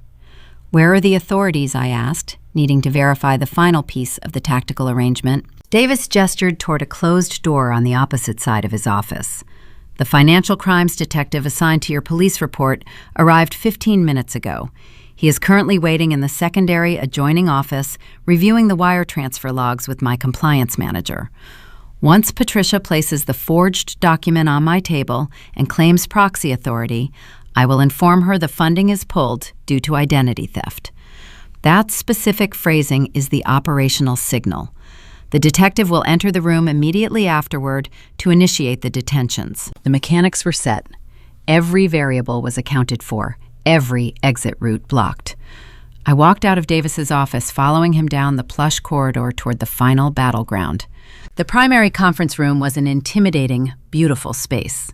Floor-to-ceiling windows offered a panoramic view of a manicured courtyard, but the heavy mahogany table dominated the room. It was long enough to seat 12 people comfortably. Stacks of pristine, legally binding documents rested at the head of the table, waiting for ink. A silver tray holding expensive fountain pens sat adjacent to the paperwork. "Take the seat in the far corner," Davis instructed, gesturing toward a high-backed leather chair situated in the shadows of the room. "I will bring them in precisely at 9 o'clock. I walked over to the corner and sat down.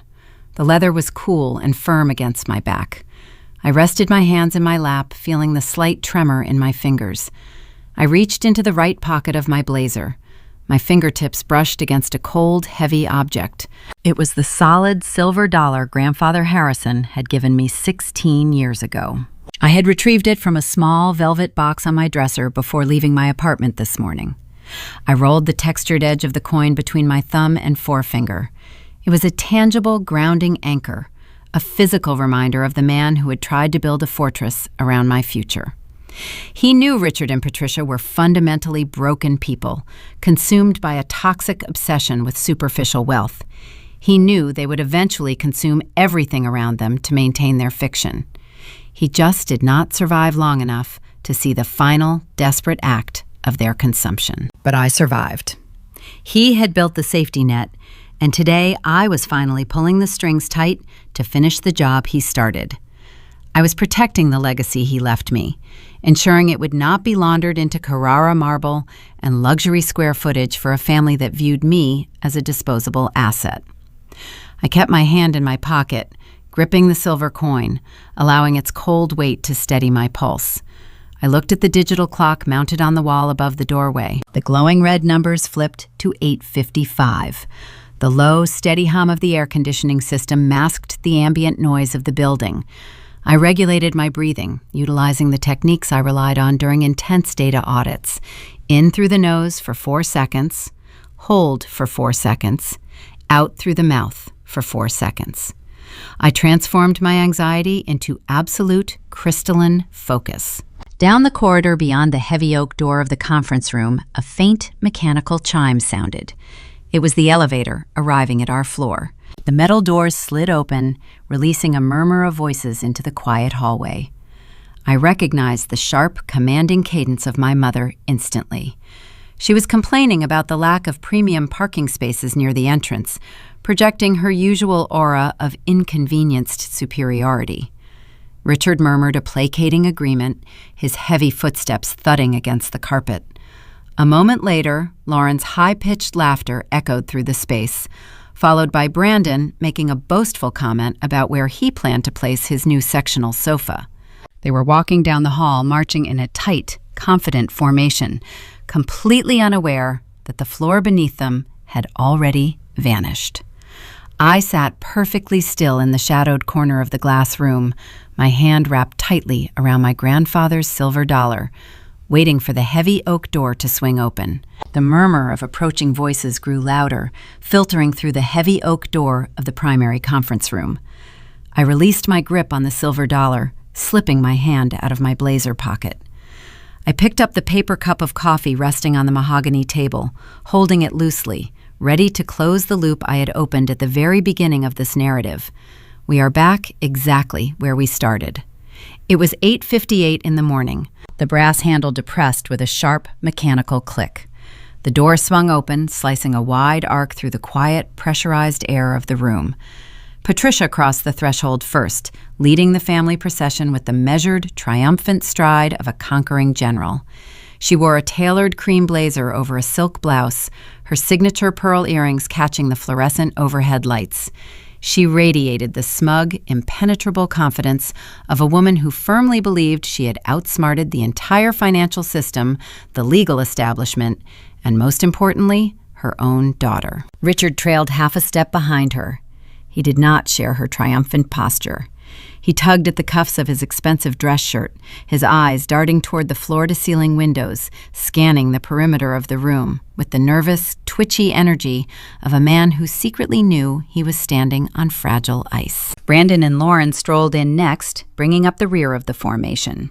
They were entirely disconnected from the underlying tension locked in a trivial debate over interior design aesthetics.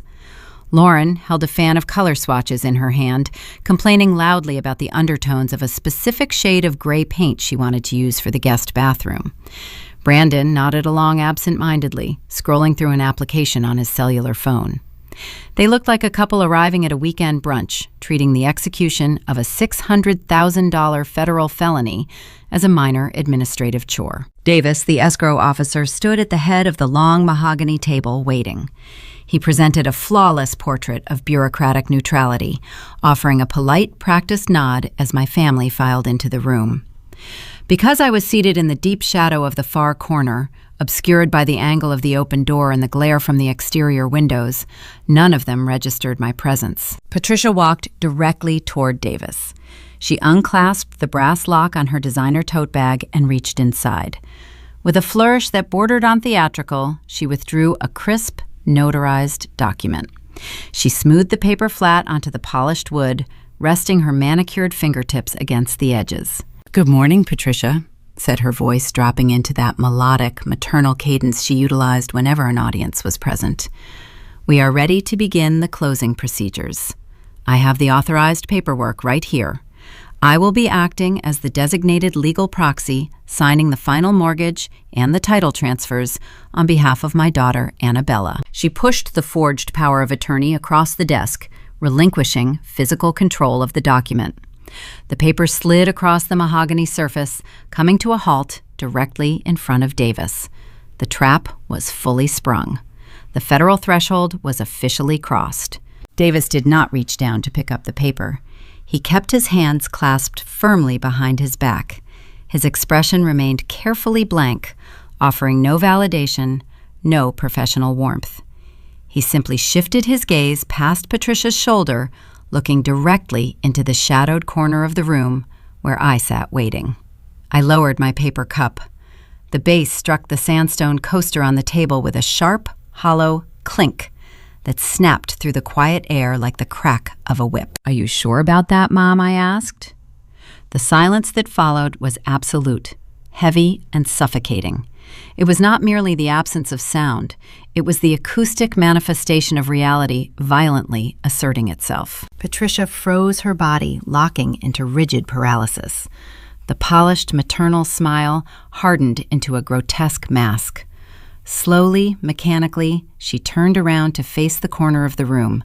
The color bled instantly from her cheeks, leaving her skin a pale, sickly gray.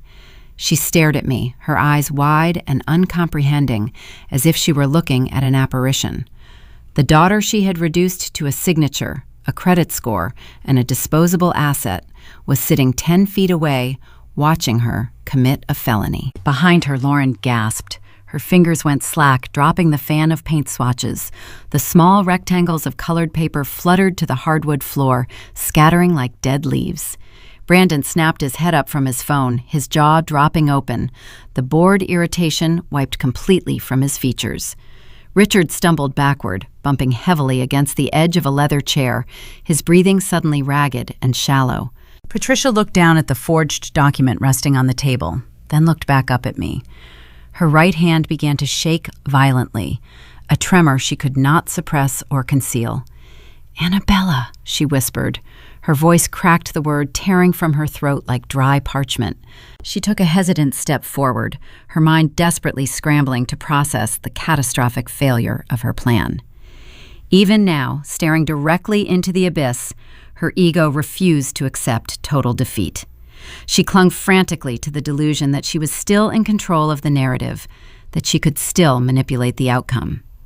She thought this was a negotiation, a misunderstanding that could be resolved with the right application of maternal guilt and rapid-fire lies. "What are you doing here?" Patricia stammered, her eyes darting between me and the escrow officer. "Did you finally unfreeze your credit file? Did you come to sign the documents yourself?" The sheer audacity of her assumption was staggering. She truly believed I had traveled to Saratoga Springs to capitulate, to willingly accept the 30-year financial death sentence she had orchestrated, simply because she demanded it. She thought I had arrived to save her from the brink of ruin. I stood up, slowly pushing my chair back from the table. I smoothed the front of my navy blazer, maintaining a posture of calm, icy resolve. I did not raise my voice. I did not shout or hurl accusations. I delivered the truth with the clinical precision of a fraud analyst detailing a compromised data stream. I did not unfreeze anything, Mom, I said smoothly. The security locks on my bureaus are exactly where I left them. I just figured since my legal name is currently listed on a $600,000 mortgage application, I should probably be the one sitting in the room to read the fine print before the ink dries. I gestured toward the forged power of attorney resting on the desk in front of Davis. Though I suspect that notarized document you just presented to an officer of the court might complicate the underwriting process, I added softly. Patricia looked at the piece of paper, the terrifying reality of her action finally piercing through her delusion. She realized she had not just been caught in a lie, she had willingly handed over the physical evidence of her crime. She opened her mouth to speak, to formulate a defense, to spin a new web of deceit, but the words failed to materialize. The silence stretched again, thick with impending destruction. But I was not the one designated to deliver the final blow. The trap was a collaborative effort, and the title company had a specific role to play in the closing sequence. I shifted my gaze toward the head of the table, waiting for the escrow officer to execute the operational signal that would bring this entire fraudulent empire crashing down. The oppressive silence in the primary conference room held for another agonizing second, a vacuum waiting to be filled by the inevitable collapse of my parents' meticulously constructed fiction. Patricia stood frozen, her hand still hovering inches above the forged power of attorney she had just surrendered. Her mouth opened and closed, her mind frantically searching for a narrative, a loophole, a desperate excuse that could explain away the physical evidence of her felony. Before she could articulate a single syllable, Davis executed his role with ruthless precision. The escrow officer stepped out from behind the head of the mahogany table, positioning himself directly between Patricia and the exit. He picked up the heavy manila folder containing the closing documents, raised it 6 inches in the air, and dropped it flat onto the polished wood. The slap of the heavy cardstock echoed like a gavel striking a sound block. "The loan application is officially canceled," Davis stated. His voice lacked any trace of the polite customer service warmth he had projected just moments ago. It was flat, clinical, and entirely devoid of sympathy. Patricia flinched, pulling her hand back to her chest. "What are you talking about?" she demanded, her voice shrill with rising panic. "You sent me an email last night. You specifically said the credit lock was resolved internally and the clear-to-close status was reinstated. That communication was authorized as part of an active corporate sting operation," Davis replied smoothly. The regional bank formally revoked the funding authorization at 9:15 yesterday morning due to confirmed widespread identity theft. Furthermore, the $120,000 wire transfer sitting in our escrow account is currently frozen by a municipal court order. Those funds are being held securely pending immediate return to the rightful owner of the Uniform Gifts to Minors Act account. He gestured toward me, sitting quietly in the shadowed corner. "The transaction is dead," Davis concluded, "and the money you stole from your daughter is no longer under your control." The revelation hit the room like a concussive blast, shattering the fragile alliances that bound my family together. Lauren, who had been staring in shock at the scattered paint swatches on the floor, whipped her head around to glare at Brandon. Her features twisted from aristocratic boredom into pure, venomous horror. "Stolen money," Lauren shrieked, her voice echoing shrilly against the glass walls. "Fraud! Brandon, what is he talking about? You explicitly told me your parents were buying this estate outright by liquidating a portion of their private equity investments." Brandon physically shrank away from his wife, his shoulders hunching forward in a posture of immediate surrender. The arrogant, entitled brother who had demanded a $5,000 couch just 2 days prior suddenly looked like a terrified child caught stealing from a cash register. "I did not know," Brandon stammered, his eyes darting frantically toward Richard. "I swear, Lauren, they just told me they had the cash. They said they were handling the financing. I had no idea they were using Annabella's identity or stealing her grandfather's trust fund." "You lied to me," Lauren screamed, ignoring his pathetic defense. "You dragged me up here to look at a $500,000 house purchased with stolen money. My friends are going to read about this in the local paper. I am going to be implicated in a federal bank fraud investigation because I married into a family of bankrupt criminals." The veneer of their wealthy, successful marriage dissolved instantly, revealing the hollow transactional foundation beneath it. Lauren did not care that my parents had betrayed me. She did not care that my financial future had been placed in jeopardy. Her rage was entirely rooted in the humiliation of losing her status symbol and the impending social embarrassment she would face at her tennis club. Richard, desperate to regain control of a rapidly deteriorating situation, attempted one final blustering bluff. He puffed out his chest, stepping heavily toward the center of the room, utilizing the same physical intimidation tactics he had employed at my apartment door the night before.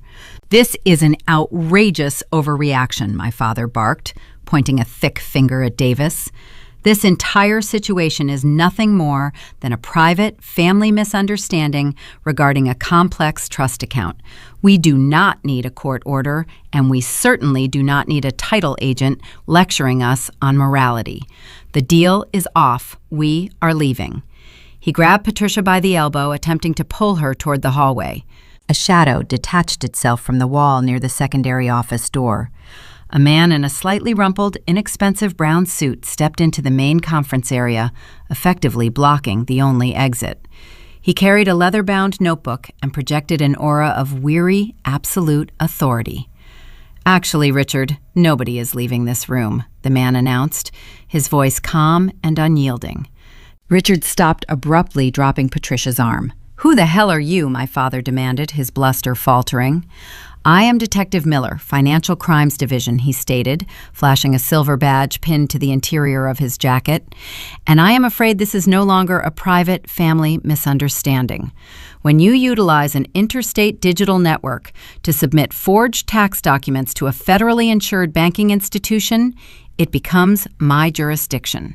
The detective stepped further into the room, closing the distance between himself and my parents. He pulled a pen from his breast pocket and clicked the top. "We need to have a very detailed discussion regarding the origins of a forged, notarized power of attorney, multiple counts of wire fraud, and the grand larceny of a minor's protected trust account." Detective Miller continued, his gaze sweeping across the faces of my family members. "I have a squad car idling at the rear entrance of this building.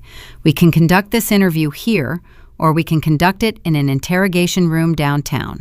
The choice is yours, but the outcome remains identical." The reality of the situation finally crashed over Patricia.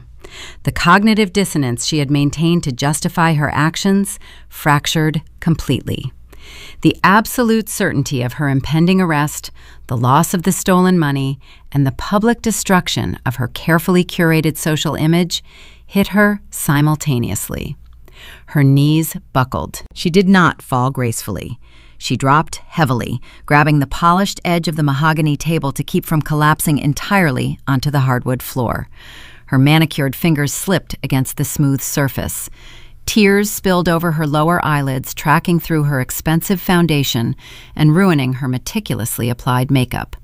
The arrogant, untouchable matriarch was gone, replaced by a terrified, broken woman facing the total annihilation of her life. She turned her head, looking past the detective, past the escrow officer, and locked her pleading, bloodshot eyes onto mine.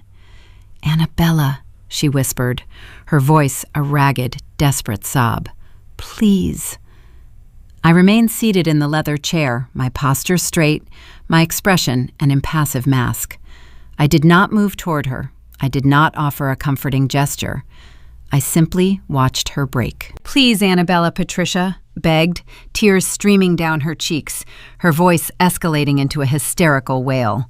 "We are your family. You cannot let them do this to us. You cannot let them take us away. If they arrest your father and me, you will ruin our lives. You will destroy everything we have left. Please, just tell the detective it was a mistake. Tell him you authorized the signature." She was asking me to commit perjury, to willingly accept the massive debt she had generated, and to sacrifice my own freedom to shield her from the consequences of her felony. She was begging me to be the compliant, obedient daughter one last time, to lay myself across the tracks so her train could keep moving. She was demanding that I absorb her ruin. I looked at the woman who had priced my future against Italian marble countertops. I looked at the father who had threatened to disown me when I refused to submit to his extortion. I looked at the brother who had demanded I purchase the couch he planned to sit on while enjoying the fruits of my stolen identity. I took a slow, deep breath, pulling the cool, conditioned air into my lungs. The fear and the obligation that had governed my relationship with them for 26 years were entirely gone, burned away by the searing clarity of this moment. I released my grip on the silver dollar in my pocket, ready to deliver the final verdict. I looked down at the woman kneeling on the patterned carpet. Patricia clung to the polished edge of the conference table, her knuckles white, her tear-streaked face tilted upward in a desperate final plea. She was asking me to absorb the consequences of her choices. She wanted me to step into the line of fire, to sacrifice my pristine financial record, my freedom, and my future, all to preserve the hollow illusion of her country club lifestyle. For 26 years, I had bent to her will. I had shrunk myself to fit into the narrow margins she allowed me, accepting the scraps of her affection while she poured her energy into her golden sun. But looking at her now, stripped of her arrogance and reduced to trembling panic, I felt no residual tether. The ingrained habit of obedience dissolved. The fear evaporated. "I did not do anything to you, Mom," I said. My voice was soft, carrying across the quiet room with clinical, unyielding precision. Patricia blinked, fresh tears spilling over her eyelashes, her mouth opening in a silent, uncomprehending protest. "You forged my signature on a federal document." I continued, my gaze sweeping across the faces of my father and my brother before returning to her. "You stole my expired identification. You hijacked my credit profile. You liquidated the trust account my grandfather built for me, and you tried to launder his legacy into a luxury real estate transaction to cover up your own secret bankruptcy." I paused, letting the cold reality of her actions settle into the space between us. "You built a trap for me," I said. "I just refused to step into it. The ruin you are facing right now is entirely yours." I reached down and picked up my leather purse from the floor beside my chair. I slung the strap over my shoulder and smoothed the lapels of my navy blue blazer. I did not wait for a response. There was nothing left to discuss, no debate left to win. I turned away from the shadowed corner and walked toward the exit. As I moved past the head of the table, Detective Miller stepped forward. He pulled a pair of steel handcuffs from his belt, the metal links clinking sharply in the quiet room. "Place your hands flat on the table," the detective instructed, his voice radiating weary, inescapable authority. "All three of you, step away from the door." I crossed the threshold, stepping out of the glass-walled conference room and into the carpeted hallway. The heavy oak door remained partially open behind me, allowing the immediate fallout to spill into the corridor. The illusion of Brandon and Lauren's perfect marriage detonated in real time. Lauren did not weep. She erupted into a vicious, aristocratic fury. Her voice echoed down the hall, sharp and jagged, stripping away years of polite pretense. She screamed that she would not be dragged into a federal investigation. She informed Brandon in front of the escrow officer and the detective that she was calling her family attorney the moment she walked out of the building.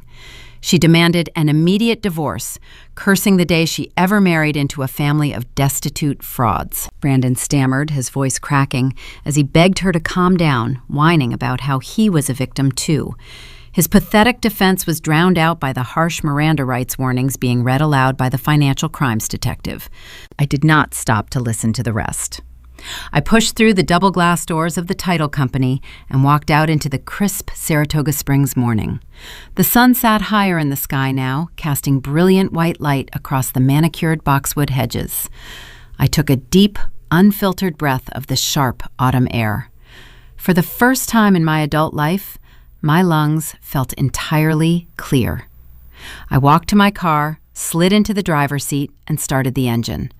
I drove back toward Manhattan, leaving the wreckage of their choices in the rearview mirror. The legal and financial aftermath unfolded over the next 4 weeks with methodical, relentless efficiency. Working in tandem with Jess Ramirez and the internal fraud division at the regional bank, I submitted the final verification affidavits to the 3 major credit bureaus. Because the law protects victims who preemptively flag identity theft, the resolution was swift. Experian, Equifax, and TransUnion expunged the fraudulent hard inquiries from my history. My pristine credit score rebounded, returning to its flawless peak. The municipal court judge reviewing the case examined the irrefutable chain of evidence. Based on the digital footprints, the forged notarization, and the audio recording of the celebratory dinner, the judge issued an expedited release order for the frozen escrow funds. 30 days after I walked out of that glass conference room, I logged into my private banking portal. A new secure deposit had cleared the holding period. $120,000 sat in a high-yield account under my sole, undisputed control. I stared at the green numbers on the screen, a profound sense of gratitude washing over me. Grandfather Harrison had known the storm was coming. He had placed a silver dollar in my hand and built a fortress around my future. My parents had tried to breach the walls, but the fortress held. His legacy was safe, secured behind encryption protocols and passwords only I possessed. The justice system processed my family with the crushing, impersonal weight it reserves for paper crimes. The district attorney indicted Richard and Patricia on multiple federal counts, including wire fraud, bank fraud, and aggravated identity theft. Facing decades in a federal penitentiary and overwhelmed by the sheer volume of digital evidence, their expensive defense attorney advised them to seek a plea arrangement. They surrendered their passports. Their assets were frozen. Without the stolen trust fund to shield them, the reality of their secret bankruptcy became public record. The National Bank executed the notice of default. 2 weeks after the failed sting operation, the county sheriff arrived at their pristine suburban home. Moving boxes piled up on the manicured front lawn. The neighbors they had spent 2 decades trying to impress watched from behind drawn curtains as the bank foreclosed on the property, erasing their curated country club facade forever. But the most precise measure of poetic justice was reserved for my older brother. Lauren followed through on her threat in the hallway. She packed her designer luggage, hired a ruthless divorce attorney, and vanished from his life, taking whatever shred of social status he had left. Stripped of his wife, devoid of parental bailouts, and lacking any verifiable employment history, Brandon plunged into the cold reality of the working class. He was forced to sign a lease on a 300-square-foot studio apartment on the industrial edge of the city. I heard through a distant cousin that the rental featured peeling linoleum floors, a rattling radiator, and a single window overlooking a brick alleyway. He now lives in exactly the kind of cramped, dilapidated unit he and his wife used to mock me for enduring. He spends his days riding public transit, searching for entry-level shift work, learning the bitter cost of survival without a safety net. I kept my position at the financial technology firm. I sit at my kitchen island in the mornings, drinking green tea, watching the rain streak across the Manhattan skyline. I still hunt for anomalies. I still track ghosts in the machine.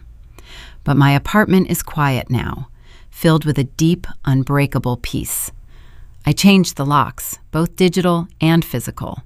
The spare key in the ceramic bowl, is gone. The lesson I learned in that glass conference room is simple, and it is a truth I carry with me every single day. Shared genetics do not obligate you to participate in your own destruction. The title of mother or father does not grant someone the authority to weaponize your trust, drain your resources, or hijack your future. If the people around you only measure your worth by the boundaries you are willing to lower, they do not love you. They are simply calculating your utility. If your family only sees you as a line of credit, an emergency fund, or a life raft designed to keep them afloat while you drown, you possess the absolute right to cut the tether. You must protect the fortress of your own life. Do not sign the forged papers. Do not unfreeze the locks to save them from the consequences of their own arrogance. Stand up from the table, pick up your things, and walk out into the sunlight. You do not owe anyone a loan on your own life. Close the account. The word family carries a sacred, almost untouchable weight in American culture. We are taught from a very young age that the home is supposed to be our ultimate sanctuary, the one place where the harsh transactional rules of the outside world do not apply.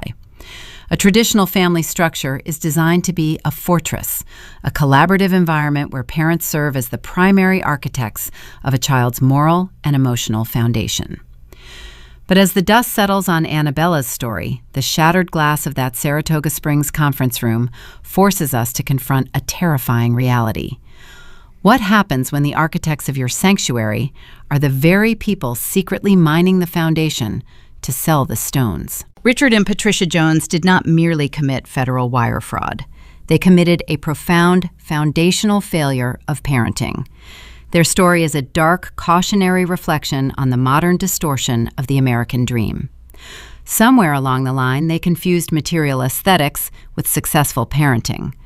They believed that maintaining a country club membership, leasing luxury vehicles, and orchestrating the appearance of wealth were the defining metrics of a good life. In their desperate pursuit of status, they abandoned the core tenets of family responsibility, honesty, fairness, and unconditional emotional support. Their true bankruptcy was not the notice filed by the National Bank on their suburban home. It was the total moral decay of their character. When we examine the divergent paths of the two children in this story, the consequences of this moral decay become glaringly obvious. Consider Brandon, the perpetual golden child. In many families, there is a misguided instinct to shield a favored child from the natural consequences of their actions. Richard and Patricia paved Brandon's road, paid his debts, and insulated him from failure. They thought they were showing him love, but in reality, they were crippling him. Shielding a child from adversity does not make them strong. It makes them brittle. By refusing to instill a sense of accountability, his parents raised a 28-year-old man who possessed the emotional maturity of a toddler. When his wife demanded an opulent lifestyle he could not afford, his instinct was not to work harder, but to simply demand that his sister foot the bill. His parents' failure to provide long-term guidance left him utterly defenseless when the illusion finally collapsed, abandoning him in a bleak studio apartment without the basic survival skills required to navigate the real world. On the opposite end of the spectrum sits Annabella. If Brandon was the family's fragile ornament, Annabella was treated as their utility closet. True fairness in parenting requires emotional awareness, the ability to see each child as an independent human being with their own inherent value, rather than evaluating them based on what they can provide to the family ledger. Annabella learned resilience, but she learned it through the bitter cold of emotional neglect. She was conditioned to accept that her milestones would be ignored while her brother's failures were rewarded. The tragedy of her childhood is that she was forced to become a fortress, developing the cold, clinical detachment of a fraud analyst, just to survive the people who were supposed to nurture her. She secured her future, but she had to sever her roots to do it. The trauma of realizing your parents view you not as a daughter, but as a convenient line of credit, leaves a hollow echo that no amount of financial restitution can fully silence. The contrast to this parasitic dynamic is found in the quiet, profound wisdom of Grandfather Harrison. He represents the purest, most authentic version of traditional family responsibility. True parenting, True generational stewardship is about planting trees under whose shade you do not expect to sit. Harrison understood the fundamental flaws in his own son. He possessed the emotional awareness to see the impending storm, and he took quiet, decisive action to protect the most vulnerable member of his lineage. He did not demand gratitude. He did not weaponize his gift to control Annabella's behavior. He simply slipped a silver dollar into a 10-year-old's hand and established a hidden safety net, honoring the quiet, sacred duty of an elder protecting the young. His actions remind us that love is not about grand public gestures or Italian marble countertops. It is found in the quiet, honest preparations we make for the people we cherish. Navigating the complex, often painful dynamics of family obligations is a journey many of us walk in the dark. It requires courage to recognize when a toxic dynamic has poisoned the well, and it requires profound strength to finally close the door on the people who refuse to respect your boundaries. If you have ever had to build a wall to protect your own peace from the people who share your blood, you are not navigating that path alone. This is exactly why we share these narratives here on Linda Vengeance. We explore the quiet battles fought in living rooms and title offices, highlighting the moments where ordinary people reclaim their dignity and redefine what family truly means. If Annabella's journey resonated with your own experiences, please subscribe to Linda Vengeance and join our community in the comments. We continue to tell these stories because the truth, no matter how uncomfortable, is the only thing that sets us free. As you turn off your screen today and step back into the rhythm of your own life, take a moment to look around your own home. Look at the spare keys sitting in the ceramic bowl by the door. Think about the chairs pulled up to your dining table during the holidays and the faces of the people who occupy them. We all carry the legacy of the people who raised us, inheriting their strengths, their fears, and sometimes their quiet betrayals. The hardest question we must ask ourselves as we grow older is not just who we are willing to let into our sanctuary, but what kind of architect we are choosing to be. Are the relationships in your life built on a foundation of honest, mutual respect, or are they resting on a fragile ledger of debts and unspoken obligations? Sometimes the most dangerous ghosts do not haunt the floorboards of old, abandoned houses. Sometimes they sit right across from us at a celebratory dinner, smiling over a glass of wine, waiting to see exactly how much of our future they can quietly consume. The choice of when to stop paying the toll and when to finally walk out of the glass room into the sunlight is entirely up to you.